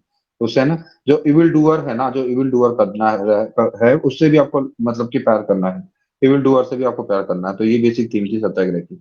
ठीक है। और जो मतलब आपको ये पता है कि फर्स्ट इंडिविजुअल सत्याग्रही जो बाद में हुए थे वो कौन हुए थे? विनोबा भावे हुए थे, है ना। इसी को फर्स्ट इंडिविजुअल सत्याग्रही के बारे में काफी बार आ जाता है, तो वो विनोबा भावे थे। ठीक है, इसी को ध्यान रखना है। अब जब वो इंडिया रिटर्न होके आ जाएंगे, तो मैंने पहले ही बताया था कि जब इंडिया रिटर्न होंगे तो 46 की एज होगी उनकी लगभग लगभग। अब यहाँ पे वो स्टार्ट करेंगे तीन चीजें। 1915 में वो आ जाएंगे, 1917 के अंदर वो पार्ट लेंगे चंपारण के अंदर, तो चंपारण का सत्याग्रह था ना, उसमें वो पार्ट लेंगे। 1917 के अंदर पार्ट लेते हैं, इस चीज को ध्यान रखना है। तीन कटिया सिस्टम चल रहा था, इसके अंदर क्या हुआ था, चंपारण में क्या होता था कि आपकी जो पूरी भूमि है उसके 3/20 हिस्से पे आपको नील उगानी होगी, और उसको प्री डिफाइंड प्राइसेस के बिहार पे, जो कि बहुत डाउन प्राइस होती थी मार्केट प्राइस से, उसके बिहार पे उसको आपको सेल करना होगा, उसको देना होगा प्लांटर्स को। तो देखो, नील विद्रोह बहुत पहले हो गया था, बंगाल के अंदर था, जिसके ऊपर की दीनबंधु मतलब मित्र वगैरह ने नील दर्पण वगैरह वो भी लिखी है। सॉरी, नील दर्पण वगैरह की किताबें भी लिखी गई है जिसके ऊपर, है ना। तो वो तो पहले ही हो गया था, तो बंगाल में तो सब चीजें खत्म हो गई थी, लेकिन जो चंपारण था बिहार के अंदर, अभी भी ये चीजें चल रही थी। तो वहां पे लोगों को जैसे ही पता चला एक्चुअली में कि गांधी जी हैं, उन्होंने ऐसा ऐसा किया, तो गांधी जी को वहां पे बुलाते हैं कि आप यहाँ पे आइए। तो पहले तो गांधी जी मना करते हैं, फिर फाइनली गांधी जी जाते हैं। तो ये तीन कटिया सिस्टम था। ठीक है। अब इसमें गांधी जी के साथ साथ कौन गए, काफी बार क्वेश्चन आ जाता है कि गांधी जी के साथ साथ सपोर्टर के रूप में कौन थे। तो देखो, आपके साथ उनके साथ राजेंद्र प्रसाद थे, उनके साथ जेबी कृपलानी थे, एक मजहरूल हक थे उनके साथ, एक नरहरि पारिक थे उनके साथ, महादेव देसाई जो बाद में उनके सेक्रेटरी भी बनते हैं, वो थे उनके साथ, है ना। उन सबके साथ गांधी जी चंपारण पहुंचते हैं 1917 के अंदर। तो वहां पर उनको काफी रोका जाता है, उनको काफी रोकने की कोशिश की जाती है, काफी सारे ऑफिसर्स वगैरह उनके पास आके उनको बोलते हैं कि आप वापस लौट जाइए, लेकिन वो पूरी तरह से प्रोटेस्ट में पार्ट लेते हैं। ठीक है। और ये फर्स्ट सत्याग्रह भी माना जाता है गांधी जी का, इसको आपको याद रखना है। इंडिया में आने के बाद, है ना, पहला सत्याग्रह यहीं से स्टार्ट हो गया था। उसके बाद मतलब जब नहीं होती है चीजें हैंडल, तो फिर इनको एक कमेटी का मेंबर बनाया जाता है। उस कमेटी की बाद में रिकमेंडेशंस आती हैं, मतलब गांधी जी भी उस कमेटी के मेंबर बनते हैं, जिसमें रिव्यू करना होता है चीजों को। ठीक है। और फिर फाइनली मतलब कि ये डिसाइड होता है, और फिर फाइनली मतलब कि इसको हटा दिया जाता है। जो ये रूल था ना, उसको हटा दिया जाता है फाइनली। चंपारण एग्रेरियन बिल आता है फाइनली, और फिर इसको स्क्रैप कर दिया जाता है। तो सक्सेसफुली ये उनका पहला सत्याग्रह रहता है इंडिया में आने के बाद, चंपारण सत्याग्रह, जो कि नील के विरुद्ध उसमें था, तीन कटिया सिस्टम के अपोजिशन में था ये पूरा सत्याग्रह, है ना। तो इसको आपको याद रखना है थोड़ा सा। उसके बाद फर्दर, जब ये भी गांधी जी ने मतलब इनके साथ कौन कौन थे, इनको एक बार मैं दोबारा रिपीट कर देता हूँ, क्योंकि क्वेश्चन आ सकता है, इसके ऊपर आते हैं क्वेश्चन। तो वही राजेंद्र प्रसाद थे, मजहरूल हक थे, जेबी कृपलानी थे, नरहरि पारिक थे, महादेव देसाई थे। ठीक है। और ये गांधी जी अप्रैल में 1917 के अंदर, 1917 के अंदर चंपारण पहुंचते हैं। तो देखो, 2 साल हो गए हैं, 1915 में वो आ गए हैं 9 जनवरी को, 1917 में वो पहुंच चुके हैं अब चंपारण। तो चंपारण में सक्सेसफुली उन्होंने लीड कर लिया। उसके बाद अब जाएंगे वो अहमदाबाद। ठीक है। तो अहमदाबाद में क्या चल रहा था, अहमदाबाद में एक इशू चल रहा था बहुत ज्यादा, कि जो भी लाइक ना, अभी वहां पे तो नील वाले तो पीजेंट वाला इशू था, है ना। और यहाँ पे जब इशू रहेगा वो एक्चुअली में मिल वर्कर्स और मिल ऑनर्स के बीच का इशू रहेगा। तो अहमदाबाद मिल स्ट्राइक से पता चल रहा है कि मिल था वहां पे। तो मिल में क्या हुआ, तो बोनस देने के लिए कुछ अलाउ किया था कि 50% बोनस दिया जाएगा, लेकिन बाद में मतलब मिल ऑनर्स ने बोला कि हम 20% हाइक ही दे पाएंगे। तो फाइनली मतलब गांधी जी वहां पे जाते हैं, फिर मतलब वहां पे भी प्रोटेस्ट वगैरह थोड़ा बहुत होता है। ठीक है। फिर वो बोलते हैं कि भाई आप प्रोटेस्ट वगैरह कर सकते हो अपने मिल ऑनर्स के खिलाफ, लेकिन वायलेंट नहीं होना चाहिए प्रोटेस्ट कभी भी। फिर फाइनली डिसाइड होता है, मिल ऑनर्स मान जाते हैं, और 35% फाइनली दिया जाता है एज ए बोनस। तो इस तरह से यहाँ पे भी वो सक्सेसफुली लीड करते हैं कैंपेन को। 1918 अहमदाबाद मिल स्ट्राइक, इसमें याद रखना है आपको, मिल ऑनर्स और वर्कर्स के बीच में 35% पे फाइनल एग्रीमेंट हो जाता है। अब आते हैं आप 1918 खेड़ा सत्याग्रह के अंदर। खेड़ा भी गुजरात के अंदर ही है, आपको ये भी पता है। तो बस खेड़ा के अंदर, अब गांधी जी खेड़ा के अंदर आएंगे, है ना। तो अब यहाँ पे क्या होगा, यहाँ पे एक्चुअली में टैक्सेशन वगैरह बढ़ा दिया गया था काफी ज्यादा। उस टाइम फेमाइन वगैरह भी आया हुआ था, और चीजें मतलब कि फार्मर्स वगैरह के ऊपर बहुत ज्यादा टैक्सेशन वगैरह इम्पोज कर दिया गया था। तो उसके विरोध में जाके खेड़ा के अंदर गांधी जी प्रोटेस्ट वगैरह करते हैं। ठीक है। तो इसमें कभी बताते हैं, कुछ 23% टैक्सेशन वगैरह बढ़ा दिया गया था। तो फाइनली यहाँ पे भी वो खेड़ा के अंदर भी गांधी जी सक्सेसफुल रहते हैं, और यहाँ पे भी वो जीत जाते हैं। फिर उसके बाद 1919 का सत्याग्रह होता है, अगर रॉलेट एक्ट होता है। ठीक है। तो वो रॉलेट एक्ट जो होता है, black bill black day act होता है, आपको पता ही है ना। तो उसके लिए वो सभा भी यहाँ पे हो रही होती है, जलियांवाला बाग के अंदर भी चीजें चल रही होती हैं, और यहाँ पे भी सत्याग्रह होता है इसके अगेंस्ट में, है ना। ठीक है। तो इसके बारे में कुछ को पता है कि क्या स्टेटस रहा था इसका, सत्याग्रह जब के खिलाफ, जब रॉलेट एक्ट के खिलाफ जब सत्याग्रह किया गया था? कोई बताना चाहेगा इसका स्टेटस फाइनली क्या था? सर एक बार रिपीट करेंगे प्लीज। जब सत्याग्रह के खिलाफ मतलब सॉरी रॉलेट एक्ट के खिलाफ 1919 के अंदर, तो उसका क्या रेस्पॉन्स आया था अंग्रेजों की तरफ से?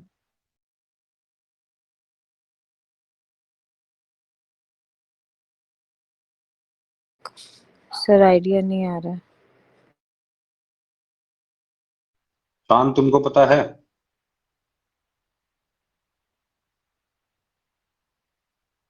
ठीक है, तो मतलब ये प्रोटेस्ट हो रहा था, तो ये प्रोटेस्ट ही था, काफी लंबा ये प्रोटेस्ट चल रहा था। आपको बता दो जलियांवाला भी हुआ था गांधी जी के रिगार्डिंग। फाइनली फिर इसी को आगे ले जाते हुए क्योंकि यहाँ पे पहले में और भी चीजें चल रही होंगी, लाइक खिलाफत मूवमेंट चल रहा होगा। अब इसी को और एक्सटेंडेड करते हुए ये एनसीएम लॉन्च कर देंगे बाद में जाके, नॉन कॉपरेशन मूवमेंट। और फिर सीडीएम लॉन्च करने वाले ही होंगे कि उतने में चोरा चोरी कांड हो जाएगा, तो सीडीएम बाद में लॉन्च नहीं हो पाएगा। ठीक है ना? तो इसको आपको याद रखना है थोड़ा सा। तो अब थोड़ा सा हम ना एक्चुअली में दोबारा से पहले थोड़ा सा और टाइमलाइन देखते हैं इनकी। ठीक है, तो इन्होंने कुछ और भी चीजें की हैं जिनके ऊपर क्वेश्चन बन सकता है। 1916 में इन्होंने बनारस हिंदू यूनिवर्सिटी के अंदर अपनी पहली स्पीच दी है इंडिया के अंदर आके।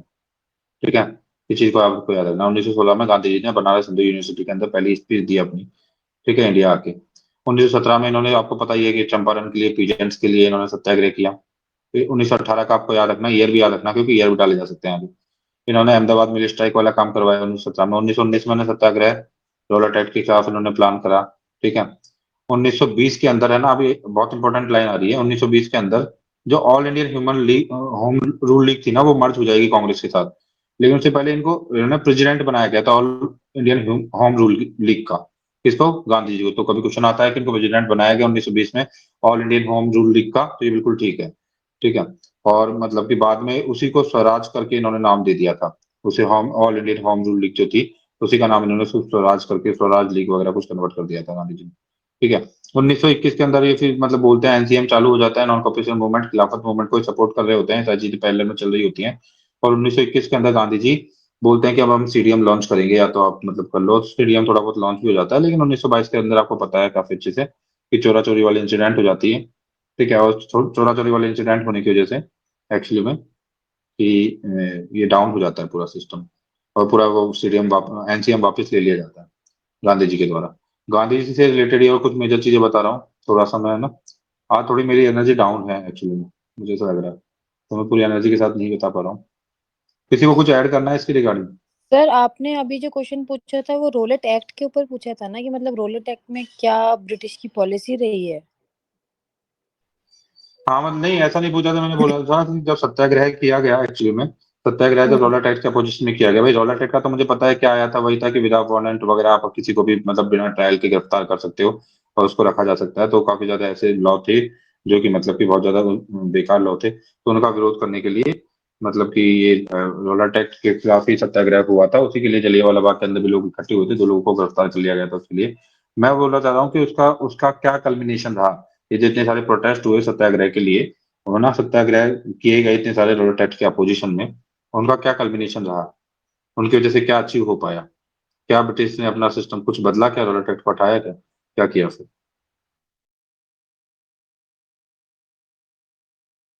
ये क्वेश्चन है मेरा, इसके बारे में बताओ। सर इसका तो आइडिया नहीं है, बट मतलब सर इसमें अब क्या ही बोले। एड ऑन मैं ये करूंगी कि हबीस कॉर्पस जो हमारा था वो भी इसका ही आइडिया है एक तरीके से, मतलब रॉलेट एक्ट का नहीं ना। वो तो और ठीक है। जो हमने एंटी रॉलेट एक्ट बनाया था उसके अगेंस्ट हमने एक बिल प्रोड्यूस किया था जिसमें हमने नेशनल एक्टिविटीज को कर्ब कर लिया था कि अब ये चीजें नहीं होंगी। ओके, थोड़ा और इसके बारे में पढ़ना, फिर बताना बाद में थोड़ा, है ना, पढ़ के तो फाइनली क्या हुआ था एक्चुअली में, है ना, तो उसको थोड़ा सा और पढ़ के बताना बाद में। ठीक है, अभी थोड़ा इसमें और देखते हैं आगे। थोड़ा सा ये हैपेजार्ड है मतलब कि, लेकिन गांधी जी से लिंक है इसलिए बता रहा हूँ। तो पूर्ण स्वराज की डिक्लेरेशन की गई थी, आई थिंक, है ना। और गांधी जी ने जो दांडी मार्च किया था वो 1930 में किया ही था। 12 मार्च से 5 अप्रैल तक वो दांडी मार्च रहा था। 1931 में गांधी इरविन पैक्ट साइन होता है सेकेंड राउंड टेबल कॉन्फ्रेंस के दौरान। 1932 में जब वो यरवदा जेल के अंदर होते हैं गांधी जी, तो उस टाइम पे वो काफी हद तक फास्ट अनटू डेथ ले लेते हैं, मतलब कि एक्चुअली में इस वजह से फिर पूना पैक्ट होता है और सेपरेट इलेक्टोरेट को स्क्रैप कर लिया जाता है। ठीक है, और 1933 में उन्होंने एक पब्लिकेशन हरिजन स्टार्ट किया था। मैं गांधी जी के बारे में बता रहा हूँ इसलिए इतना आगे तक चला गया हूँ, क्योंकि गांधी जी से रिलेटेड जो चीजें हैं वो बता रहा हूँ। तो 1933 में उन्होंने एक पब्लिकेशन हरिजन स्टार्ट किया था। तो इंडियन ओपिनियन तो उन्होंने अफ्रीका में स्टार्ट किया है, आपको याद रखना है। और हरिजन इन्होंने यहाँ पे किया है, वीकली पब्लिकेशन 1933 में स्टार्ट किया है। अनटचेबिलिटी के खिलाफ था ये पूरा, है ना। और इसी तरीके से आप याद रखना 1916 में इन्होंने साबरमती आश्रम बनाया था, ठीक है, 1916 में। और फिर उन्होंने 1916 के बाद 20 साल बाद 1936 में, ठीक है, जिसे सेवाग्राम बोलते हैं ना, वर्धा के अंदर, महाराष्ट्र के अंदर नया आश्रम नेक्स्ट आश्रम बनाया। जैसे इन्होंने क्या किया था, अफ्रीका के अंदर पहले बनाई थी फोनेक्स आश्रम, है ना, फोनेक्स सोसाइटी, फोनेक्स आश्रम। दूसरा बनाया था टॉलस्टॉय, पहले फोनेक्स फिर टॉलस्टॉय। वैसे ही हमारे इंडिया के अंदर 1916 में इन्होंने साबरमती आश्रम बनाया, और 1936 के अंदर इन्होंने एक्चुअली में सेवाग्राम आश्रम बनाया। इस चीज को आपको याद रखना है। 1940 में इन्होंने इंडिविजुअल सत्याग्रह ना इंडिविजुअल सत्याग्रह स्टार्ट करवा दिया था, ठीक है। 1942 में इन्होंने क्विट इंडिया के लिए बोला था, ठीक है। और बाद में फिर 1946 में ये दिल्ली गए थे, है ना, मतलब ब्रिटिश कैबिनेट से मिलने के लिए। 1947 में जब बिहार के अंदर कम्युनल रिवॉर्ट्स हो रहे थे, तो उसको रोकने की इन्होंने कोशिश की, उसके लिए टूर किया था वहां का। और वायसरॉय माउंटबेटन से भी ये मिले थे उस टाइम पे, 1947 के आसपास ही। और 1948 में इन्होंने 5 दिन के लिए फास्ट रखा था। और फिर 1948 में ही एक्चुअली में, मतलब कि इनकी नाथुराम गॉडसे जो होता है बिरला हाउस के अंदर, बिरला हाउस में नाथुराम गॉडसे मतलब इनकी गोली मार के इनकी हत्या कर देते हैं। देखो, अब मैं बहुत ज्यादा डीप, अभी आपको सही लग रहा है या फिर थोड़ा सा ऐसा लग रहा है कि चीजें कनेक्ट नहीं हो रही है? अदरवाइज मैं मतलब कि किसी और तरीके से कुछ पढ़ाऊं। ये चीजें समझ आ रही है कि मुझे बता रहा हूँ? एक टाइमलाइन ड्रॉ कर रहा हूँ मैं, केवल एक मेजर मेजर। Yes sir. तो फिर मैं थोड़ा कॉम्प्रिहेंसिवली टाइमलाइन ड्रॉ करूंगा अब। मेरा पर्पज है गांधी जी को स्टार्टिंग से लेकर लास्ट तक उनकी पूरी लाइफ की टाइमलाइन बनाना, लगभग 70-80 टाइमलाइन, ठीक है। वो टाइमलाइन मतलब वो डेट बताना, वो टाइम बताना। ये इसलिए इंपॉर्टेंट है क्योंकि इससे तुम बहुत सारे और सवाल कर पाओगे कि उसके आसपास की चीजों के बिहाफ पे, ठीक है। तो इस वजह से मैं स्टार्ट कर रहा हूँ, कम से कम 40-50 तरीके, मतलब कि टाइमलाइंस के बिहाफ पे मैं गांधी जी को पूरा डिफाइन करूंगा। तो आपको उसको गौर से सुन लेना है। तो उससे क्या होगा, काफी आपको और दूसरे क्वेश्चन में बेनिफिट मिल जाएगा, क्योंकि हिस्ट्री को और करने का कोई तरीका नहीं है। छोटी छोटी इन्फॉर्मेशन की, भाई फोनिक्स कब बना, टॉलस्टॉय पहले बना, फोनिक्स बना, सेवाग्राम आश्रम वर्धा के अंदर कब स्टार्ट किया गया, साबरमती 1916 में स्टार्ट किया गया गांधी जी ने, हरिजन कब स्टार्ट किया, हरिजन क्या वीकली न्यूज़पेपर था या फोर्टनाइटली न्यूज़पेपर था, ठीक है। तो उसके अलावा मतलब उन्होंने टॉलस्टॉय जो फॉर्म स्टार्ट किया वो कौन सी बुक से इंस्पायर्ड होकर, या फोनिक्स फॉर्म कौन सी बुक से इंस्पायर्ड होकर किया, ठीक है। उसके बाद यही सारे क्वेश्चन बनते हैं, यहाँ से कहीं से भी कोई भी क्वेश्चन बन सकता है। तो इस वजह से थोड़ा सा और नेटिविटी में इसको देखते हैं, और फिर ऐसे में इंसान चौक हो जाता है, क्वेश्चन नहीं कर पाता है, फिर थोड़ा सा और नेटिविटी में देख लेता है। तो गांधी जी के साथ अटैच इंपॉर्टेंट जो चीजें हैं ना, उनको देखेंगे। तो आपको पता है 2 अक्टूबर 1869, 2 अक्टूबर 1869 को तो गांधी जी का जन्म हो गया था पोरबंदर के अंदर, ये तो आपको सब पता ही है। 1882 के अंदर ध्यान रखना, जब गांधी जी की मैरिज हुई थी तो कस्तूरबा गांधी जो थी वो 14 साल की थी और गांधी जी 13 साल के थे, ठीक है। एक साल छोटे थे वो, मतलब गांधी जी को मिला के। उनका जो पहला बच्चा हुआ था हरिलाल, है ना, हरिलाल था उनके बच्चे का नाम पहले का, वो 1888 में हुआ था। तो जब गांधी जी मुश्किल से 19 साल के थे, ठीक है। तो 1888 के अंदर गांधी जी के फर्स्ट सन का बर्थ होता है, ठीक है। उसके बाद गांधी जी को फिर मतलब एक्चुअली में 1893 में गांधी जी डरबन पहुंच जाते हैं, नटल जो है, गांधी जी डरबन पहुंच जाते हैं, ठीक है। और उसके बाद 1893 में उनको कोर्ट के अंदर लेके जाया जाता है, तो वो पगड़ी उतारने से मना कर देते हैं, है ना। कोई कोर्ट वोट में ले जाते हैं तो पगड़ी उतारने से मना करते हैं। 1893 में ही वो जो पिटरबर्ग जो इसका स्टेशन से उनको जो बाहर निकाल दिया था, वो वाली इंसिडेंट 1893 के अंदर होती है, ठीक है। अब ध्यान रखना इंपॉर्टेंट, 1893 के अंदर उन्होंने एक टॉलस्टॉय की एक बुक पढ़ी थी। 1893 में टॉलस्टॉय की एक बुक थी, kingdom of God in with in you. इसी से इंस्पायर्ड हुए थे, इसी से इन्होंने सत्याग्रह स्टार्ट किया था। तो कभी क्वेश्चन आ सकता है कि गांधी जी ने कौन सी बुक पढ़ी थी, किस बुक से इंस्पायर्ड होकर उनको सत्याग्रह के बारे में पता चला था। तो आपको याद रखना है, बुक का नाम था, टॉलस्टॉय की बुक थी वो, और बुक का नाम था kingdom of God in with in you. Kingdom of God is with in you, kingdom of God is with in you, ठीक है। तो राजा का जो भगवान का किंगडम है ना, जो वो आपके अंदर ही है। तो ऐसी बुक थी टॉलस्टॉय की, kingdom of God is with in you. तो ये जो बुक उन्होंने 1893 में पढ़ी थी टॉलस्टॉय की, और इससे काफी इंस्पायर्ड हुए थे वो, आपको याद रखना है। 1894 में उन्होंने नटल इंडियन कांग्रेस का फॉर्मेशन फाउंड कर दिया है। तो कभी क्वेश्चन आ जाता है गांधी जी ने नटल इंडियन कांग्रेस का फाउंड किया, तो गांधी जी ने नटल इंडियन कांग्रेस फाउंड किया है 1894 के अंदर, ठीक है ना। जो अभी जुड़े हैं उनको मैं बता देता हूँ, शिफा की मैं गांधी जी से रिलेटेड पूरी टाइमलाइन बता रहा हूँ इसके अंदर, कि गांधी जी ने कब क्या किया है, तो उससे काफी क्वेश्चन सॉल्व होने की संभावना रहती है। तो 1894 में गांधी जी ने नटल इंडियन कांग्रेस का फॉर्मेशन किया है, कहाँ पे किया है एक्चुअली में, इन्होंने ये फाइंड किया है अफ्रीका के अंदर। तो बीच में 1896 के आसपास थोड़े टाइम के लिए गांधी जी इंडिया आए थे, है ना, आपको ये याद रखना है। तो उस टाइम उन्होंने एक कोई राइटिंग थी, ग्रीन ग्रीन पंपलेट करके, ग्रीन पंपलेट है ना, एक राइटिंग थी, वो राजकोट के अंदर स्टार्ट की थी इन्होंने। इस चीज को आपको याद रखना है थोड़ा सा ना। और फिर उनका 1897 में उनके दूसरे पुत्र जो है रामदास का जन्म होता है। ठीक है। 1899 के अंदर बॉर वॉर के दौरान, BOER बॉर का वॉर जो हो रहा था, तो उन्होंने इंडियन एम्बुलेंस कॉर्प का फॉर्मेशन किया था 1899 के अंदर। इस चीज को आपको याद रखना है। ठीक है। उसके बाद इंडियन ओपिनियन जो उनका, इंडियन ओपिनियन जो भी उनका पब्लिकेशन था, वो उन्होंने कभी स्टार्ट किया है? इंडियन ओपिनियन 1903 के अंदर। 1904 में उन्होंने फोनिक सेटलमेंट किया है नियर डरबन। तो नियर डरबन फोनिक सेटलमेंट 1904 में किया है इन्होंने। 1906 में इन्होंने सेलिबेसी ले लिया, ब्रह्मचर्य ले लिया है। ठीक है। इस चीज को आपको याद रखना है। उसके बाद इंपॉर्टेंट इसमें इवेंट आती है, मतलब मैंने बताया था ट्रांसवर्सल पार्लियामेंट का एक बिल होता है, एशियाटिक रजिस्ट्रेशन बिल करके कुछ, मतलब जो लोग बाहर से आएंगे उनको रजिस्ट्रेशन वगैरह करवाना पड़ेगा, उससे रिलेटेड था। उसके विरुद्ध इन्होंने मतलब सत्याग्रह वगैरह किया था 1908 के अंदर। मतलब इन्होंने सत्याग्रह वगैरह मतलब उस टाइम पे इन्होंने सत्याग्रह किया था। इसके लिए आपको याद रखना है, ट्रांसवर्ल जो पार्लियामेंट थी ना, वो जगह का नाम होगा। उन्होंने एशियाटिक रजिस्ट्रेशन बिल लेके आए थे वो लोग, उसके रिगार्डिंग उन्होंने सत्याग्रह किया है काफी हद तक। ठीक है। उसके बाद मेजर इवेंट जो इनकी लाइफ में रही है। ठीक है। अब बाद में इनको 2 साल की सजा हुई थी 1808 के अंदर। ठीक है। क्यों हुई थी? ट्रांसवर्सल जो करके मैं जगह बता रहा हूँ, ट्रांसवाल जो जगह है, वहां पे इन्होंने बिना परमिशन एंट्री की थी, है ना। तो इस वजह से इनको 2 साल 2 महीने की सजा हुई थी उस टाइम पे 1908 के अंदर। इस चीज को आपको याद रखना है। तो तब से ही सजा हो रही थी इनको अफ्रीका से। ठीक है। ओके। इन्होंने 1909 के अंदर हिंद स्वराज करके लिखा है, जो भी बुक बुक जो भी लिखी है, हिंद स्वराज। ठीक है। हिंद स्वराज। ठीक है। और हिंद स्वराज जो है उसको इन्होंने इंडियन ओपिनियन के अंदर पब्लिश करवाया है 1909 के अंदर। इंडियन ओपिनियन को पहले से ही पब्लिकेशन चलता आ रहा है, उसके अंदर इन्होंने हिंद स्वराज को पब्लिक करवाया। ठीक है। इस चीज को याद रखना है आपको। और इन्होंने अपनी एक कॉपी जो थी ना हिंद स्वराज की, टॉलस्टॉय को भी भेजी थी उस टाइम पे, इंडियन होम रूल करके कुछ ऐसे रेंडरिंग के उस नाम से कुछ, मतलब तो है ना, टॉलस्टॉय से भी कनेक्ट होने की इन्होंने कोशिश की थी। और उसके बाद 1912 में गोपाल कृष्ण गोखले जो इनके पॉलिटिकल गुरु थे, वो साउथ अफ्रीका के टूर पे आते हैं। ठीक है। तो इसी को आपको ध्यान रखना है थोड़ा सा। और इन्होंने 1910 के अंदर टॉलस्टॉय फॉर्म बनाया, तो आपको मेजर इवेंट ध्यान रखनी है। 1904 में इन्होंने क्या बनाया था? Phonic settlement. और 1910 में इन्होंने टॉलस्टॉय फॉर्म बनाया। तो कभी पूछा जा सकता है कि 1910 के अंदर उन्होंने फोनिक सेटलमेंट बनाया था, ऐसे की स्टेटमेंट आ सकती है, तो गलत हो जाएगी। आपको इस चीज को याद रखना है। ठीक है। तो उसके बाद आपको पता ही है, फिर बाद में ये जो इंडिया आ ही जाते हैं। ठीक है। 1915 के अंदर। और फिर आके है ना कुंभ मेला विजिट करने के लिए जाते हैं, और शांति निकेतन भी विजिट करके आते हैं ये। शांति निकेतन जो था रविंद्रनाथ टैगोर का, वो विजिट करके आते हैं। फिर कुंभ मेला विजिट करने के लिए जाते हैं। फिर ये मतलब कुछ एक सत्याग्रह आश्रम बनाते हैं, है ना। फिर इनको केसर ए हिंद का मेडल मिलता है। ठीक है। तो ये सब चीजें इनके साथ हो रही होती है। और फिर ये बनारस यूनिवर्सिटी में लेक्चर देते हैं, वो तो मैंने बता ही दिया था आपको। और फिर 1917 के अंदर आपको खूब अच्छे से पता है, चंपारण सत्याग्रह के अंदर ये पार्ट लेते हैं, मैंने पहले भी बता दिया है।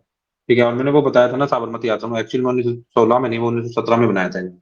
वो आपको याद रखना है कि साबरमती आश्रम इन्होंने एस्टेब्लिश किया 1917 के अंदर। ठीक है। उसके बाद 1917 में ही जो उनके साथ गए थे चंपारण के अंदर, महादेव जी देसाई, इनके सेक्रेटरी बन जाते हैं वो। ठीक है। 1917 के अंदर। 1918 में अहमदाबाद मिल स्ट्राइक में पार्ट लेते हैं। सॉरी। उसके बाद 1918 में अहमदाबाद मिल स्ट्राइक में इन्होंने पार्ट ले लिया। फिर उसके बाद ये सत्याग्रह की प्लीज लेते हैं 1919 में रोलेट एक्ट के खिलाफ। ठीक है। फिर नेशनल हड़ताल और satyagraha against the Rowlatt Act start करवा देते हैं 1919 में ये। ठीक है। 1919 में इनकी गिरफ्तारी भी होती है, ध्यान रखना आपको, है ना। पेवल स्टेशन के आसपास 1919 में इनकी गिरफ्तारी भी होती है, फिर छोड़ दिया जाता होगा। ठीक है। उसके बाद इन्होंने फर्स्ट नवजीवन 1919 में नवजीवन स्टार्ट किया है, जो भी है न्यूज़पेपर है, वॉटेवर जो भी है। और 1919 में इन्होंने first issue of young India किया है। तो यंग इंडिया, नवजीवन, अब तक के देखो इनके कितने सारे आ गए अब तक न्यूज़पेपर। Indian opinion. ठीक है। इंडियन ओपिनियन के बाद इन्होंने क्या किया? हिंद स्वराज। हिंद स्वराज के बाद अफ्रीका से भी आके इंडिया में भी आके कंस्ट्रक्टिव वर्क कर रहे हैं, तो यहाँ पे नवजीवन और यंग इंडिया। और यदि आपको याद हो तो मैंने बताया था कि होम रूल लीग जिन्होंने बनाई थी, उस टाइम पे उन्होंने न्यूज़पेपर भी स्टार्ट किए थे। तो लोकमान्य बाल गंगाधर तिलक का एक न्यूज़पेपर था। ठीक है। एक तो, और दूसरा एक किसका था? एनी बेसेंट का था। किसी को याद है? कोई बताएगा कि लोकमान्य बाल गंगाधर तिलक का कौन सा था और एनी बेसेंट का? एनी बिसेंट का तो न्यू इंडिया था ना सर? तो ये याद रखना, कंफ्यूज मत होना, उनका न्यू इंडिया था, इनका यंग इंडिया है। और उनका क्या था? लोकमान्य बाल गंगाधर तिलक का कौन सा था, पता है? Young India. तो यंग इंडिया से ये भी कनेक्टेड है और मतलब वो भी कनेक्टेड है ना, ध्यान रखना है आपको थोड़ा सा। और कॉमनवेल्थ करके भी था, किनका? कॉमनवेल्थ करके आपका इनका दूसरा एक और था ना, कॉमनवेल्थ, क्या नाम है उसका? एनी बेसेंट का। उनका क्या नाम है? एनी बेसेंट है ना, जिनका कॉमनवेल्थ था। तो कॉमनवेल्थ करके भी था, ये एनिमेशन का था। उसके अलावा आपको पता ही है कि लोकमान्य बाल गंगाधर तिलक के दो और थे, एक तो बाहर अट्ठा और एक केसरी। ठीक है, तो वो अलग अलग लैंग्वेज के अंदर लिखे गए थे, वो आपको पता ही है ना। तो यंग इंडिया जो है वो गांधी जी ने यहाँ पे लिखा है। कॉमनवेल्थ जो है आपका एनिमेशन का था वो, और दूसरा न्यू इंडिया भी एनिमेशन का था, उसको याद रखना है आपको। वो एनिमेशन ने लिखे हैं। ठीक है, आगे चलते हैं। फिर 1919 के अंदर क्या होता है? एक्चुअली में हंटर कमीशन का फॉर्मेशन कर दिया जाता है ना, कांग्रेस बायकॉट कर देती है हंटर कमीशन को। क्यों बनाया जाता है? वही रॉलेट एक्ट के लिए विरोध में, कि भाई वो एक्चुअली में जो वो होता है ना, जलियांवाला वाले इवेंट की को एनालिसिस करने के लिए, तो उसका फिर विरोध करते हैं वो, है ना। तो इसमें आपको दोबारा पूछ रहा हूँ मैं, कॉमनवेल्थ किसने बनाया था? Annie Besant. ठीक है, ओके। तो ये अभी 3-4 न्यूज़पेपर हमको याद हो गए हैं, ठीक है, क्योंकि काफी कंफ्यूजन करते हैं सब चीजें। तो अब आगे चलते हैं हम। उसके बाद 1922 में फिर एक सीडीएम लॉन्च करने वाले थे। एनसीएम चल रहा था, एनसीएम इन्होंने लॉन्च कर दिया था, और सीडीएम ही लॉन्च करने वाले थे, है ना। 1920 में इन्होंने एनसीएम लॉन्च किया है, इस चीज को याद रखना है ना। और सीडीएम लॉन्च ही करने वाले थे, थोड़ा बहुत हो भी चुका था, फिर चोरा चोरी कांड हो जाता है, तो स्क्रैप कर लेते हैं पूरा एनसीएम को, स्क्रैप कर लेते हैं अभी। ठीक है। अब 1922 में गांधी जी को गिरफ्तार कर लिया जाता है, ध्यान रखना। गांधी जी को सजा होगी 6 साल की। ठीक है, लेकिन गांधी जी को फिर 1924 में रिहा कर दिया जाएगा on the ground of health. ठीक है, हेल्थ की वजह से, है ना, अनकंडीशनल कुछ हेल्थ थी, अनकंडीशन के ऊपर मेरा विदाउट एनी कंडीशन को रिलीज कर दिया जाता है 1924 के अंदर। ठीक है। अब कुछ नया पब्लिकेशन लेके आएंगे ये। नवजीवन जो उनका अखबार है ना, जो भी इन्होंने निकाला है, नवजीवन पब्लिकेशन, उसमें कुछ लिखेंगे। क्या लिखेंगे? दक्षिण अफ्रीका सत्याग्रह इतिहास। ठीक है, तो दक्षिण अफ्रीका सत्याग्रह इतिहास करके कुछ पब्लिकेशन के अंदर, ये नवजीवन के अंदर ऐसा कुछ लिखते हैं 1924 के अंदर। ठीक है, 1924 के अंदर, इस चीज को आपको याद रखना है। फिर 1924 में ये बेलगाम जो कांग्रेस का होता है, प्रेजाइड करते हैं उसको 1924 में। ठीक है। और उसके बाद इन्होंने all India spinners association, all India spinners association 1925 में बनाते हैं। ये चीज को ध्यान रखना आपको थोड़ा। ठीक है, उसके बाद एक और ये कुछ नवजीवन के अंदर ही कुछ एक और नया मतलब स्टार्ट करते हैं लिखना। उसका नाम मतलब होता है सत्य प्रयोगो, पता नहीं क्या है ये, आत्मकथा, सत्य प्रयोगो अथवा आत्मकथा, ऐसे कुछ होता है तो बोल देना, वो भी गांधी जी ने स्टार्ट किया है, इसी को ध्यान रखना। फिर 1925 में इन्होंने अपनी autobiography the story of my experiment with truth, the story of my experiment with truth जो है, इन्होंने 1925 में लिखी है। इस चीज को ध्यान रखना, आज से 100 साल पहले। ठीक है। तो काफी पुरानी बुक है। उसके बाद 1928 में बायकॉट ऑफ साइमन कमीशन करते हैं ये। फिर उन्होंने ना एक्चुअली में राउंड टेबल के अंदर, कॉन्फ्रेंस के अंदर ये जाने की बात चलेगी बाद में, है ना। तो 1929 के अंदर तो पहले आपको याद रखना है कि पूर्ण स्वराज रेजोल्यूशन लिया जाता है लाहौर स्टेशन के अंदर, है ना। पूर्ण स्वराज रेजोल्यूशन लिया जाता है 1929 में। ठीक है। 1929 में ना वायसरॉय को लिखते हैं कि देखो मैं साल्ट लॉ ब्रेक करने के लिए जा रहा हूँ। 1930 में ही क्या किया जाता है, फिर दांडी मार्च स्टार्ट होती है, सत्याग्रह होता है, और आश्रम तक ये जाते हैं, सॉल्ट लॉ को ब्रेक करते हैं। ठीक है, सॉल्ट लॉ को ब्रेक करते हैं तो इनको अरेस्ट कर लिया जाता है, अरेस्ट करके यरवदा जो जेल है उसके अंदर इनको डाल दिया जाता है। ठीक है, फिर यरवदा जेल में से इनको गांधी इम्पैक्ट होता है, तो फिर इनको लेके जाते हैं, मतलब कि सेकंड राउंड टेबल में ये लोग पार्ट लेते हैं। फिर गांधी जी वहां पे अपनी डिमांड रखते हैं, वो डिमांड फुलफिल नहीं होती है, तो फाइनली सब कुछ फिर दोबारा खत्म हो जाता है। ठीक है। उसके बाद मतलब इन्होंने second round table conference attend की थी, आपको ये ध्यान रखना, जो 31 के अंदर, है ना। फिर एंड हो जाती है, फिर राउंड टेबल कॉन्फ्रेंस फेल से हो जाती है फ्रॉम द मतलब उनकी साइड से। तो इस चीज को आपको याद रखना है। फिर ये आई थिंक मतलब है जो आगे क्या होता है, आगे 1932 में पूना पैक्ट साइन करते हैं ये। अब 1932 में ये हरिजन सेवक संघ बनाते हैं। हरिजन सेवक संघ 1932 में बनाते हैं। 1932 में गांधी जी हरिजन सेवक संघ बनाते हैं। इस चीज को आपको याद रखना है। ठीक है। अब ये कुछ नई पत्रिकाएं स्टार्ट करेंगे, कुछ की कुछ नई पब्लिकेशन स्टार्ट करेंगे, लाइक हरिजन। हरिजन स्टार्ट करते हैं, हरिजन सेवक स्टार्ट करते हैं, हिंदी के अंदर होता है हरिजन सेवक। ठीक है। और एक हरिजन बंधु होता है, वो गुजराती में स्टार्ट करते हैं। तो 3 चीजें यहाँ पे ध्यान रखने को, हरिजन स्टार्ट करेंगे, है ना, ये हरिजन सेवक स्टार्ट करेंगे हिंदी में, और हरिजन बंधु स्टार्ट करेंगे गुजराती के अंदर। ठीक है। उसके बाद ये कब करेंगे? 1933 के आसपास करेंगे इस चीज को, ये इस चीज को ध्यान रखना थोड़ा सा, है ना। उसके बाद क्या होगा, क्वेश्चन बन सकते हैं यहाँ से काफी सारे, है ना, इसलिए ध्यान रखना थोड़ा सा। 1933 के अंदर ये क्या करेंगे, इंटेंशन डिक्लेयर करेंगे अपना इंडिविजुअल सत्याग्रह का, है ना। Declare his intention to offer the individual satyagraha करके, ऐसा कुछ 1933 में स्टार्ट करते हैं। ठीक है। बाद में जो आपका सत्याग्रह आश्रम है वो हरिजन सेवक संघ को दे दिया जाता है 1933 के अंदर। साबरमती के अंदर जो सत्याग्रह आश्रम आश्रम था उसको हरिजन सेवक संघ को प्रोवाइड कर दिया जाता है। हरिजन सेवक संघ जो ग्रुप है उसको ना, फिर 1933 में ये नेशनल वाइड हरिजन यात्रा स्टार्ट करते हैं कि कुल मिला के कंस्ट्रक्टिव वर्क करने में लगे हुए हैं। ठीक है। 1934 में पूरी उड़ीसा का मतलब 1934 में उड़ीसा का टूर करते हैं ऑन फुट, पैरों के ऊपर। ठीक है, मतलब ऑन फुट ये उड़ीसा का टूर करते हैं 1934 के अंदर। फिर उसके बाद क्या करते हैं, उन्नीस फिर इसके बाद ही क्या मतलब थोड़ा सा बीच में दिखा रखा है कि कांग्रेस से रिजाइन कर देते हैं 1934 में ना, ये इंपॉर्टेंट है ध्यान रखना। उन्होंने बोल दिया 1934 में declare his intention to retire from Congress. 1934 में उन्होंने बिल्कुल बता दिया कि मैं रिटायरमेंट ले रहा हूँ कांग्रेस से। और फिर फाइनली 1934 में वो रिजाइन कर देते हैं कांग्रेस से, ये आपको याद रखना है, इंपॉर्टेंट है। और फिर 1934 में क्या करेंगे वो, all India village industry association का फॉर्मेशन करेंगे।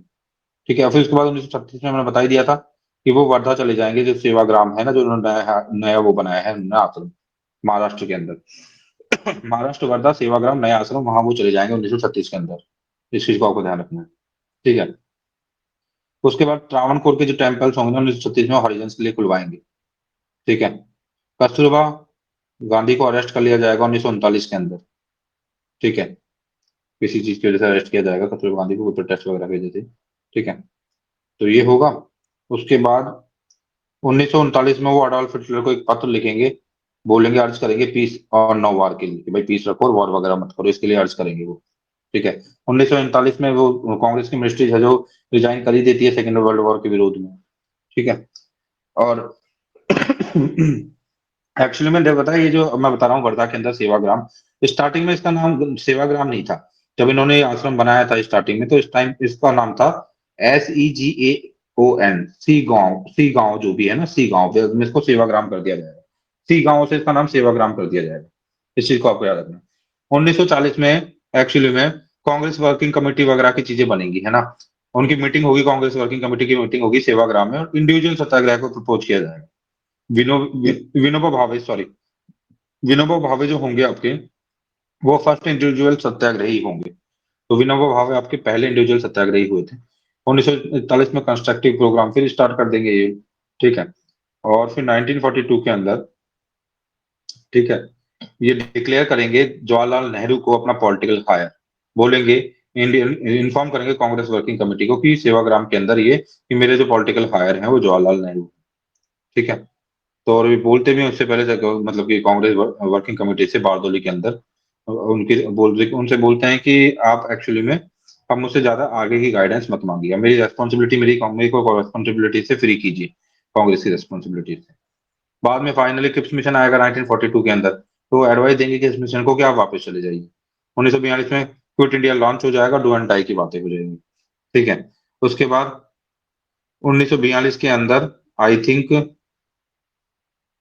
काफी सारे गांधी, हाँ, 1942 में गांधी जी को गिरफ्तार कर लेंगे और बहुत सारे कांग्रेस वर्किंग कमेटी के मेंबर भी गिरफ्तार हो जाएंगे। और आगा खां पैलेस के आसपास, आगा खां पैलेस जो है वहां पे गांधी जी को गिरफ्तार करके रखा जाएगा, कभी आ सकता है। 1942 में जब गांधी जी को गिरफ्तार किया गया था क्विट इंडिया मूवमेंट के दौरान, तो उसको उनको कहाँ पे रखा गया था, आगा खां प्लेस जो है, आगा खां प्लेस। ओके। अब क्या होगा, महादेव देसाई जो है उनकी डेथ हो जाएगी, उनको आगा खां प्लेस में क्रीमेंटेड किया जाएगा 1942 में। ठीक है। और 1943 में गांधी जी दोबारा से 21 दिन का फास्ट रखेंगे। 1944 में कस्तूरबा गांधी जी की डेथ हो जाएगी और उनको भी क्रीमेंटेड किया जाएगा आगा खां प्लेस के आसपास ही, आगा खां प्लेस में इनको भी क्रीमेंटेड किया जाएगा। 1944 कस्तूरबा गांधी की डेथ हो जाएगी। ठीक है। उसके बाद फिर ये सब नेगोशिएशन, कैबिनेट मिशन वगैरह ये सब चीजें आती रहेंगी जाती रहेंगी। ठीक है। और ये सब कुछ मतलब 1946 के ऊपर आ जाते हैं, क्योंकि अभी बीच बीच में बहुत सारी चीजें होती रहेंगी। तो कम्युनल रिवॉर्ड्स होंगे 1946 के आसपास, कम्युनल रिवॉर्ड्स बहुत सारे होंगे कलकत्ता के अंदर। ठीक है। और बहुत ही ज्यादा एक इंपॉर्टेंट जगह है यहाँ पे, नोआखली, नोखली, NOAKHALI, नौखली करके जो जगह थी, बंगाल में थी आई थिंक। वहां पे काफी सारे रिवोल्ट होते हैं, कम्युनल रिवोल्ट होते हैं। ठीक है। और कम्युनल रिवोल्ट बिहार के अंदर भी होते हैं। और तो फिर वो नौखली वगैरह जाते भी हैं आई थिंक गांधी जी। और ये जो है ना, फिर फाइनली जो अपना हरिजन करके जनरल है ना, उसकी जो रेस्पॉन्सिबिलिटी है काका कालेकर को दे देते हैं। ठीक है। काका कालेकर और एक दो लोग और थे उनके साथ, नरहरि पारिक, काका कालेकर, किशोरी लाल मसरू वाला, इन लोगों को अपना जो हरिजन करके जनरल है उसको आगे हैंडेड ओवर कर देते हैं, उसकी रेस्पॉन्सिबिलिटी भाई आप संभालो इसको। और फिर बेयरफुट नंगे पाँव वो 1947 में कहाँ जाते हैं, नौखली जाते हैं, नौखली जाते हैं 1947 में नंगे पाँव वो। ठीक है। तो जितना भी मतलब कि एक्चुअली में जो वॉयलेंस अफेक्टेड एरिया था बिहार का, वो सारा वो घूमते हैं, वाइसरॉय से मिलते हैं 1947 में, एशियन रिलेशन कॉन्फ्रेंस करते हैं, बिहार भी जाते हैं, और लगातार मतलब वो घूमते रहेंगे इधर से उधर, सबको मतलब कि थोड़ा ये देखने के लिए कि हारमोनी बनी रहे, कम्युनल जो हारमोनी है उसको मेंटेन करने के लिए वो इधर उधर जाते रहेंगे। तो फाइनली 1947 में दोबारा दिल्ली पहुंचते हैं। 1948 में वो कमेंस फास्ट दोबारा फास्टिंग स्टार्ट कर देते हैं। तो देखो काफी डायनामिक थे वो, आप देखो इन सब चीजों को जो टैक्टिक्स अपना रहे हैं ना, कभी वो फास्ट करते हैं, बाबा फास्ट करते हैं, फिर वो फास्ट करने के साथ साथ लंबी लंबी यात्राएं करते हैं, ऑन फुट यात्राएं करते हैं, तो वो काफी ज्यादा हेल्थ कॉन्शियस है, इससे पता चल रहा है ऑटोमेटिकली, ठीक है। और वो साथ साथ में दोनों चीजों का ध्यान रखने में, शरीर का भी ध्यान रख रहे हैं, मतलब एक्चुअली में तभी तो 80 साल की एज तक वो गए थे, है ना, 80 साल की उम्र तक उनका वो चले थे, जिया था उन्होंने। उन्होंने अपने डाइट वाइट को काफी मतलब लिमिटेड कर लिया था, और काफी मतलब ये उन्होंने कंस्ट्रक्टिव टाइप की लाइफ जी है, इसमें कोई डाउट नहीं है।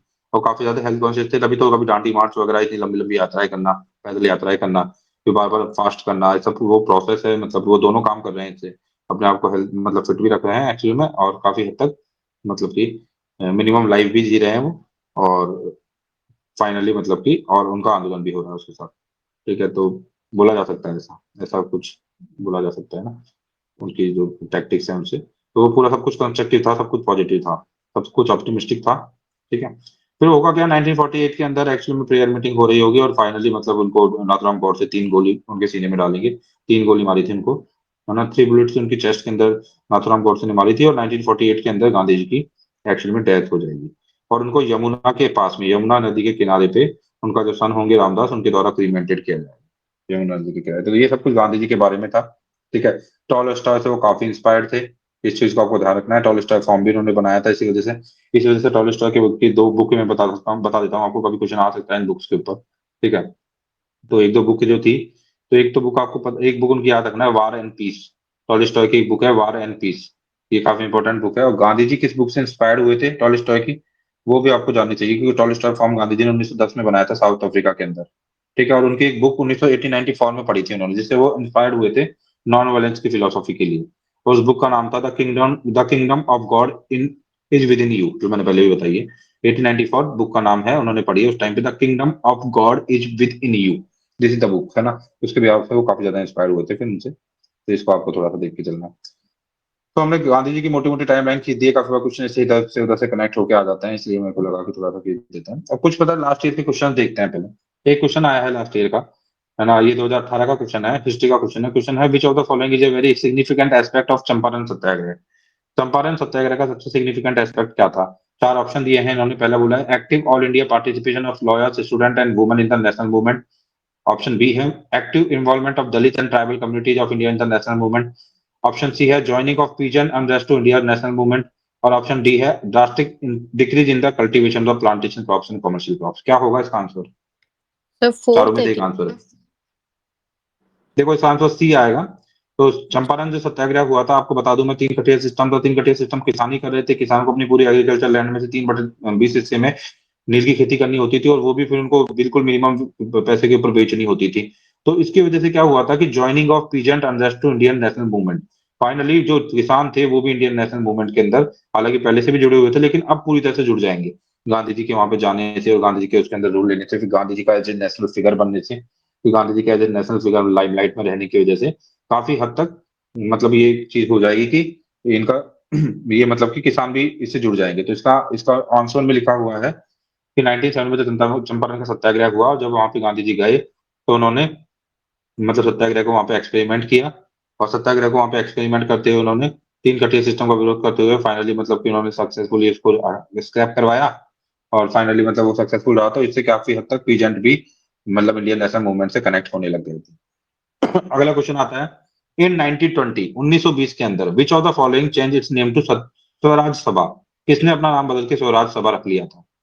1920 में किस ऑर्गेनाइजेशन ने अपना नाम बदल के स्वराज सभा रख लिया था?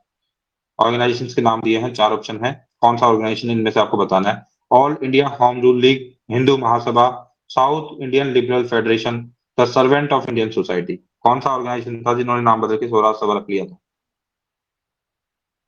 मैंने थोड़ी देर पहले बताया इसका आंसर।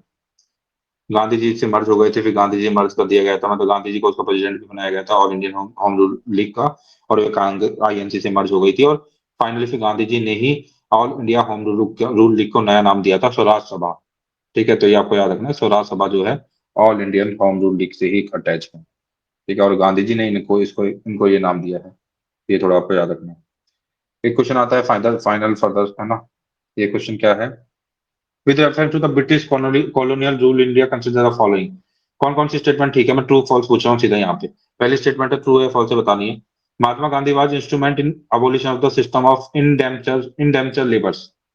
ठीक है, तो इंडेंचर जो लेबर्स हुआ करते थे, इंडेंचर जो लेबर हुआ करते थे, उसको अबोलिश करने में महात्मा गांधी जी का वाइटल रोल था। क्या लाइन सही है या गलत है इंडेंचर्ड लेबर्स के लिए? तो ये ठीक है, बिल्कुल। अफ्रीका में इन्होंने ये किया था, इंडेंचर लेबर्स के मतलब काफी हद तक उन चीजों को खत्म करने के लिए काम किया था इन्होंने अफ्रीका के अंदर।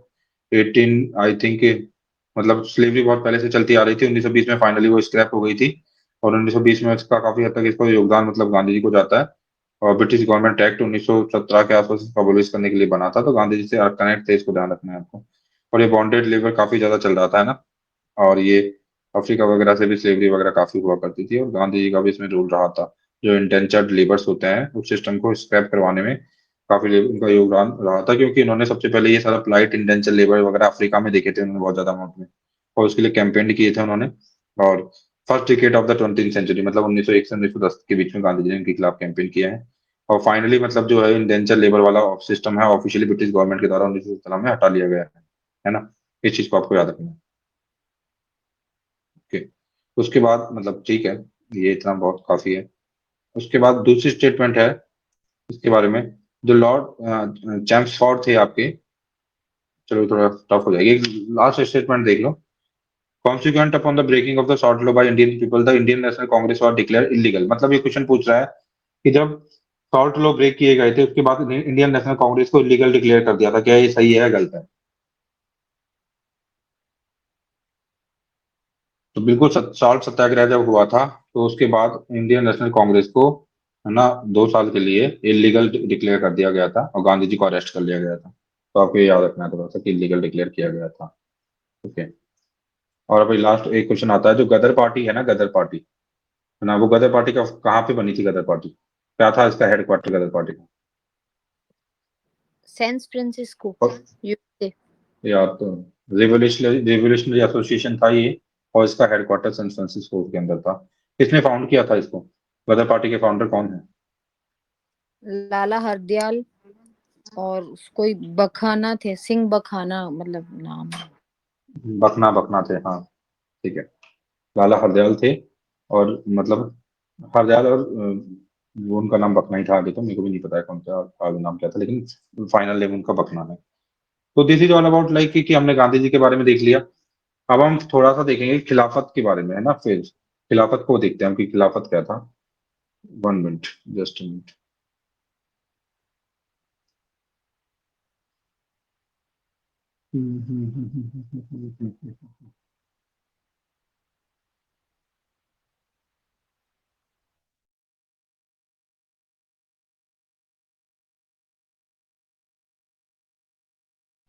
तब तक यदि कोई बताना चाहे, अभी हम स्टार्ट करें दोबारा खिलाफत आंदोलन को, जोर से स्टार्ट करेंगे।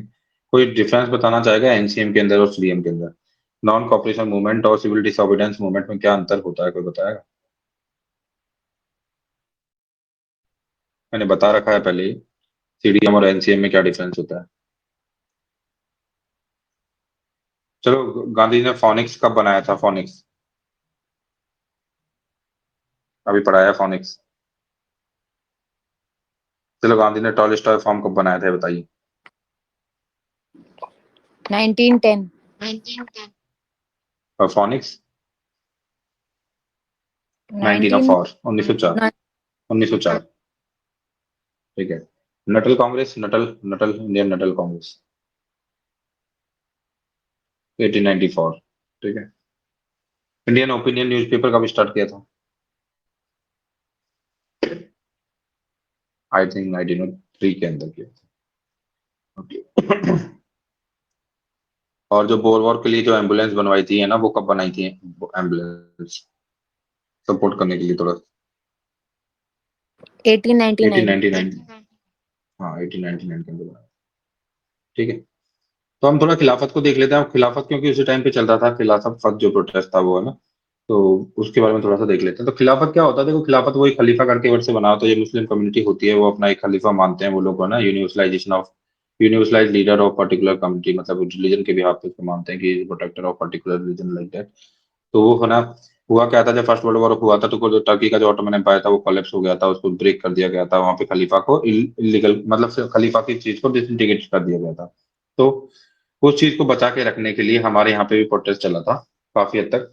और उस प्रोटेस्ट के अंदर फाइनली मतलब गांधी जी ने भी और सबने भी सपोर्ट किया था, क्योंकि 1916 के अंदर आपको लखनऊ समझौते के अंदर आपको पता ही है कि मुस्लिम लोग और गांधी जी मिल चुके, मुस्लिम लीग और कांग्रेस मर्ज हो चुके थे। तो मुस्लिम लीग और कांग्रेस जब मर्ज हो चुके थे उस टाइम पे एक्चुअली में, तो उसके बाद फाइनली उनके मर्ज होने के बाद अ, अभी दोनों की यूनिटी बन चुकी थी। तो अब सारे प्रोटेस्ट में एक्चुअली में हम गांधी जी ने सोचा था कि यदि हम खिलाफत को यदि सपोर्ट करेंगे तो इस बिहाफ पे हम काफी हद तक दोनों को काफी करीब ला सकते हैं।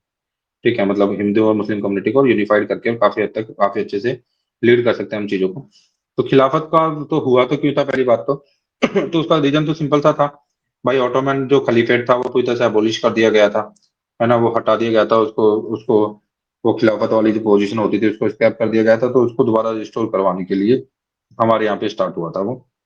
और सब जगह चल रहा था, तो इंडिया के अंदर वो मतलब खिलाफत आंदोलन के नाम से चल रहा था, तो वो वर्ल्ड वाइड चल रहा था वैसे तो। ठीक है, तो कोई बताएगा कि दो इंपॉर्टेंट लीडर थे खिलाफत मूवमेंट के अंदर? कौन दो इंपॉर्टेंट लीडर थे खिलाफत मूवमेंट के? काफी बड़े नाम उनके। तो ध्यान रखना, शौकत अली और मोहम्मद अली।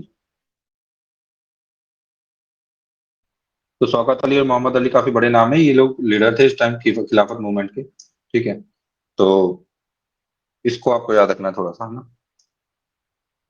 इसमें हुआ क्या था, खिलाफत का पता चल गया ना आपको, एक्चुअली में वो चाहते थे कि दोबारा से मतलब रिस्टोर किया जाए उस पोस्ट को, तो हम लोगों ने इसको सपोर्ट किया था, फिर ब्रिटेन का उन्होंने अपोज किया था।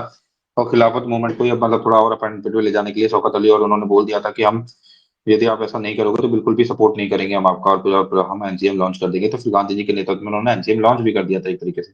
एनसीएम जो होता है नॉन वायलेंट सत्याग्रह होता है ना। इसमें क्या होता है, खादी वगैरह चरखा वगैरह आप यूज में लेने लगते हो, एंटी ट्रचेबिलिटी आप दिखाते हो, टेम्परेंस दिखाते हो, सत्याग्रह करते हो और सपोर्ट नहीं करते हो। और सिविल डिसोबीडियंस मतलब क्या होता है, थोड़ा सा आप इसमें भी नॉन वायलेंट ही रहते हो रहने को, लेकिन स्वराज की डिमांड करते हो आप, पेमेंट टैक्स देना बंद कर देते हो आप, जॉब से रिजाइन कर देते हो आप, लॉज को तोड़ते हो आप। तो एनसीएम का ही एक दूसरा जो फॉर्मेट है, अगला फॉर्मेट जो आपका ये है, जो सिविल डिसोबीडियंस मूवमेंट है, ऐसा बोला जा सकता है। ठीक है ना। तो इसमें एक्चुअली में हुआ क्या है, इसके अंदर खिलाफत के अंदर, तो आपको ये याद रखना है। ठीक है, अब देखो मैं थोड़ा सा रौलट एक्ट के बारे में, क्योंकि मैंने पहले आपको बताया नहीं, बता देता हूँ। तो रौलट एक्ट 1919 के अंदर पास हुआ, 1919 के अंदर, अभी खिलाफत बाद में देखेंगे क्यों पास हुआ था। रौलट एक्ट पास हो गया 1919 के अंदर। तो ये एक्चुअली में जो वॉर टाइम एक्ट जो था ना उससे अलग था। 1950 था वॉर टाइम जो एक्ट था, या 1939 में जो आया था एक्ट, उससे अलग था। और रौलट एक्ट पास हुआ 1919 के अंदर।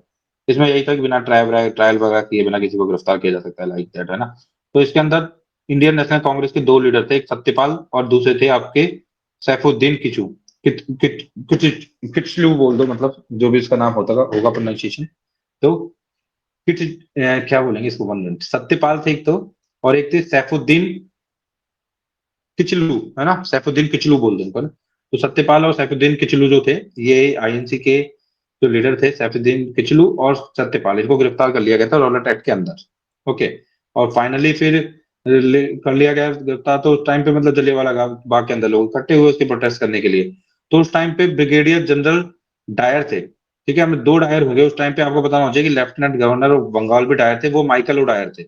उस टाइम पे लेफ्टिनेंट गवर्नर ऑफ पंजाब जो थे वो माइकल डायर थे।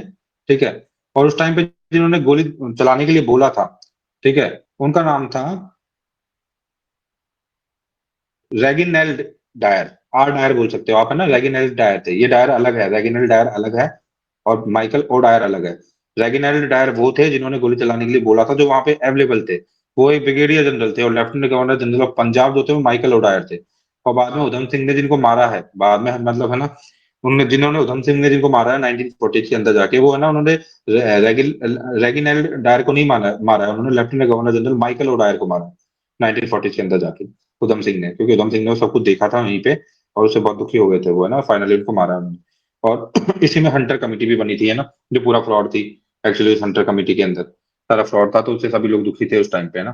तो इसको थोड़ा सा आपको देखना है। अभी हम जो खिलाफत के बारे में बता रहा था, उसके जो इंपॉर्टेंट लीडर मैंने बता ही दिया आपको ना। 2 लीडर थे इसके अंदर इंपॉर्टेंट जो थे। शौकत अली और दूसरा नाम बताएगा कोई? मोहम्मद शौकत अली। अली और मोहम्मद अली। ओके। शौकत अली और मोहम्मद अली, काफी ज्यादा यूनिफिकेशन इस टाइम हो चुका था, हिंदू मुस्लिम एकता अपनी पीक पे थी बिल्कुल एकदम। खिलाफत को गांधी जी ने इसलिए सपोर्ट किया था क्योंकि उनको लग रहा था कि इसके थ्रू हम हिंदू और मुस्लिम दोनों को एक ही अम्ब्रेला के अंदर ला सकते हैं, और दोनों को एक अम्ब्रेला के अंदर लाके काफी हद तक मतलब हम है जो इसको आगे ले जा सकते हैं। तो इस वजह से फिर बाद में फाइनली खिलाफत मूवमेंट खत्म क्यों हो गया है ना। तो एक्चुअली में फाइनल में टर्की के जो खुद के मतलब कि काफी डायनेमिक लीडर थे, उन्होंने उसको खत्म करवा दिया। तो खिलाफत वाला सिस्टम ही खत्म कर दिया था। उन्होंने स्वीकार कर लिया था कि हमें नहीं चाहिए कोई खिलाफत वगैरह, है ना। उनका अच्छा सा नाम है उस लीडर का, मैं बताऊंगा तुमको नाम। काफी फेमस लीडर है, काफी बड़े लीडर है वो। ठीक है, और उनका नाम है Mustafa Kemal Ataturk. Mustafa Kemal Ataturk, काफी बड़े हैं ये, काफी बड़े लीडर थे उस टाइम के ये। इन्होंने फाइनली डिक्लेयर किया था कि हम मॉडर्न टर्की बनाने के लिए जा रहे हैं और ऐसी कोई रिक्वायरमेंट नहीं है। तो खिलाफत का कंसेप्ट ही खत्म हो गया था। तो इस वजह से खिलाफत मूवमेंट भी धीरे धीरे करके खत्म हो गया। फिर इसमें कोई बड़ी बात नहीं थी, उससे पहले एक्चुअली में काफी ठीक ठाक चल रहा था। अब हम यहाँ पे देखेंगे डायरेक्टली लास्ट हमारा टॉपिक आज का, एनसीएम, नॉन कॉपरेशन मूवमेंट, जो गांधी जी ने लॉन्च किया था 1920 के अंदर। ठीक है, तो गांधी जी ने 1920 में एनसीएम लॉन्च किया है। तो एनसीएम का पर्पज तो क्या होता है और सीडीएम से कैसे डिफरेंट होता है ये? तो एनसीएम होता है नॉन वायलेंट।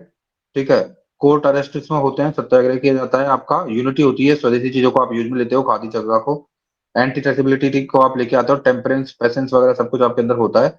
और दिस इज एक्चुअली में non cooperation movement. But if you are non violent and you are breaking the laws, if you are not paying the taxes, ठीक है, if you are demanding the Swaraj, you are resigning from the jobs, then that is somewhere known as the civil disobedience movement। तो ये NCM का ही upper hand है, NCM का ही अगला phase है मतलब ये। ठीक है ना। तो इसमें अब गांधी जी ने एनसीएम लॉन्च कर दिया। अब गांधी जी ने एनसीएम लॉन्च कर दिया तो उसमें होगा क्या? सितंबर 1920 के आसपास पहले तो एक स्पेशल सेशन बुलाया जाता है कांग्रेस का। 1920 में आपको पता है ये कलकत्ता के अंदर होता है।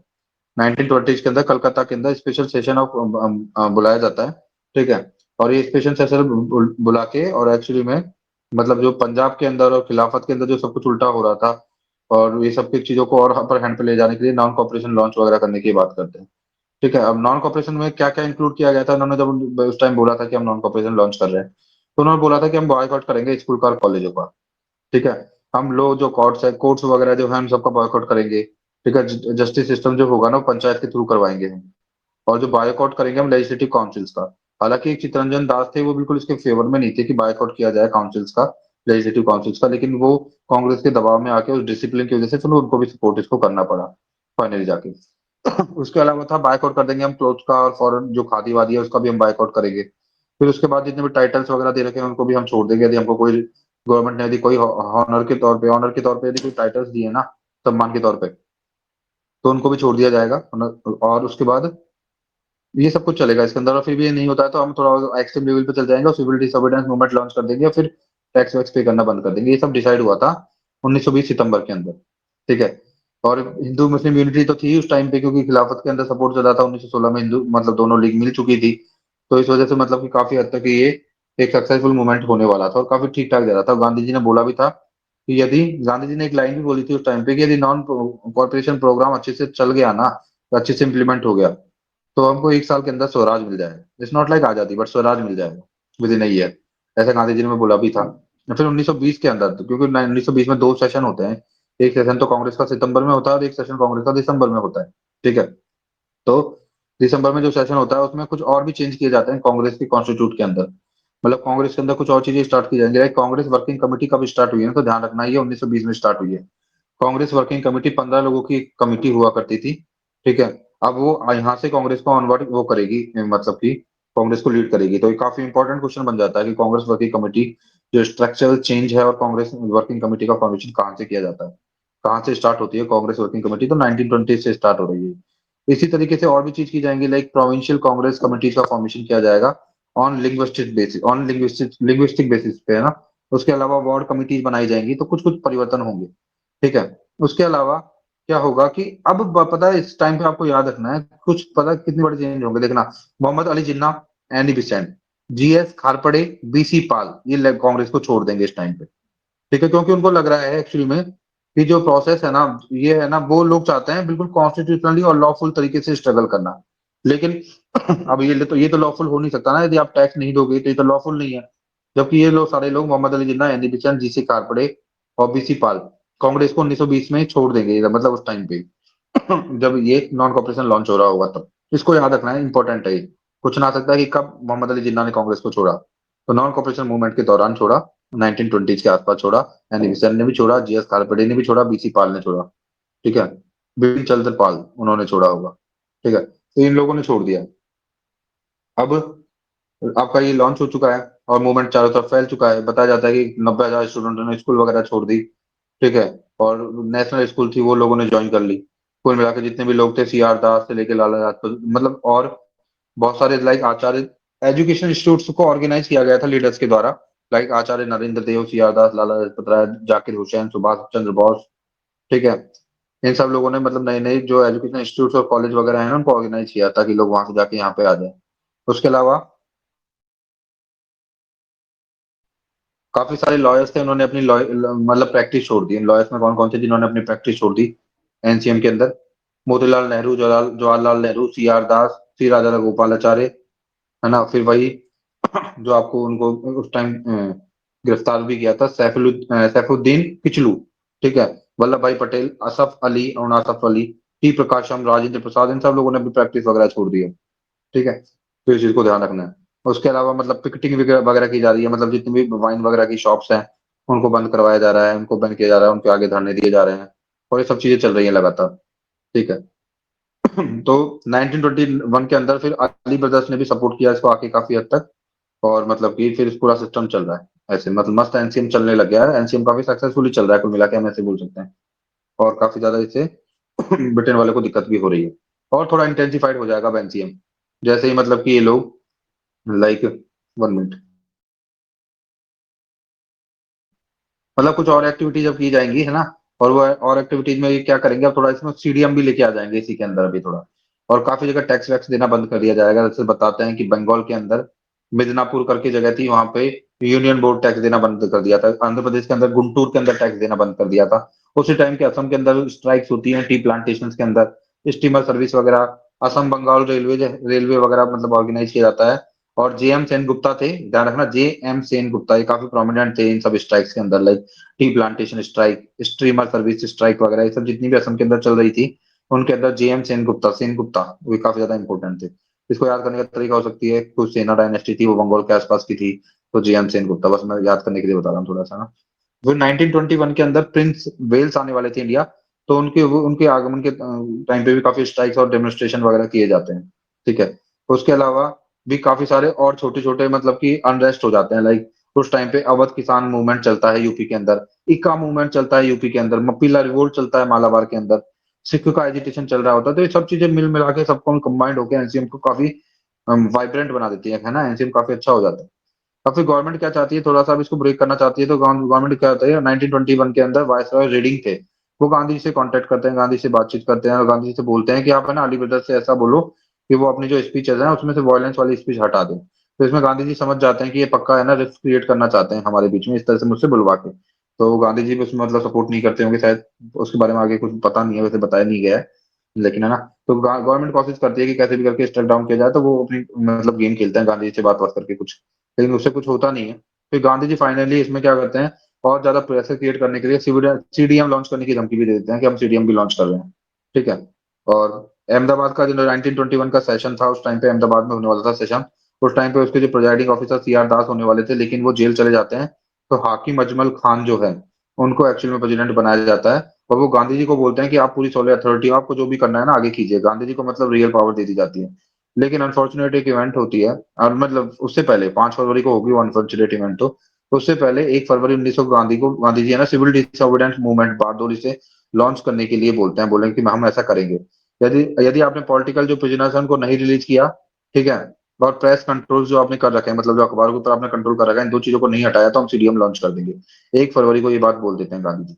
अब जब 1 फरवरी को गांधी जी ये बात बोल देते हैं, तो 5 फरवरी को एक गोरखपुर के अंदर चोरा चोरी, छोटा सा गांव है वहां पे गोरखपुर में, वहां पे मतलब कांड हो जाता है। होता क्या है कि काफी पिकटिंग वगैरह कर रहे होते हैं, जैसे लिकर सेल वगैरह के खिलाफ प्रोटेस्ट वगैरह चल रहा होता है, तो एकदम से कुछ हो जाता है और फिर वहां पे 22 पुलिस वालों को मार दिया जाता है क्राउड के द्वारा, भीड़ के द्वारा।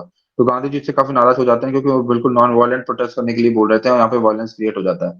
तो गांधी जी फाइनली डिसाइड करते हैं 12 फरवरी को 2022 को कि मैं एनसीएम को स्क्रैप कर रहा हूँ, तो एनसीएम काफी ठीक जा रहा था, गांधी जी इसको स्क्रैप कर लेते हैं, तो इससे बहुत सारे लोग कांग्रेस में नाराज हो जाते हैं गांधी जी से, लाइक सीआर दास, मोतीलाल नेहरू, सुभाष चंद्र बोस, जवाहरलाल नेहरू, सब है ना इसमें गांधी जी का ऐसा करने को मतलब थोड़ा सा उससे नाराज हो जाते हैं कि इतना अच्छा प्रोटेस्ट चल रहा था, आपने ऐसा क्यों किया। ठीक है, तो गांधी जी बोलते हैं कि वायलेंट मीन बिल्कुल नहीं होना चाहिए, तो गांधी जी इसको स्क्रैप कर लेते हैं। ठीक है, फिर गांधी जी को इसके बाद में गिरफ्तार कर लिया जाता है 1922 में, फिर उनको गांधी जी को 6 साल की सजा सुनाई जाती है, लेकिन 6 साल की तुलना में इनको जो है 2 साल में 1924 में रिहा कर दिया जाता है। और फिर गांधी जी मतलब कि वापस रिहा हो जाते हैं, फिर कंस्ट्रक्टिव वर्क के अंदर गांधी जी लग जाएंगे, अब लगातार लगे रहेंगे, फिर बाद में आके गांधी जी फिर से मतलब चीजों को लॉन्च करेंगे थोड़े टाइम बाद जाके। तो दिस इज ऑल अबाउट, ये सब कुछ था आज के लेक्चर में, तो आज की रिकॉर्डिंग हम यहीं पे रोकते हैं।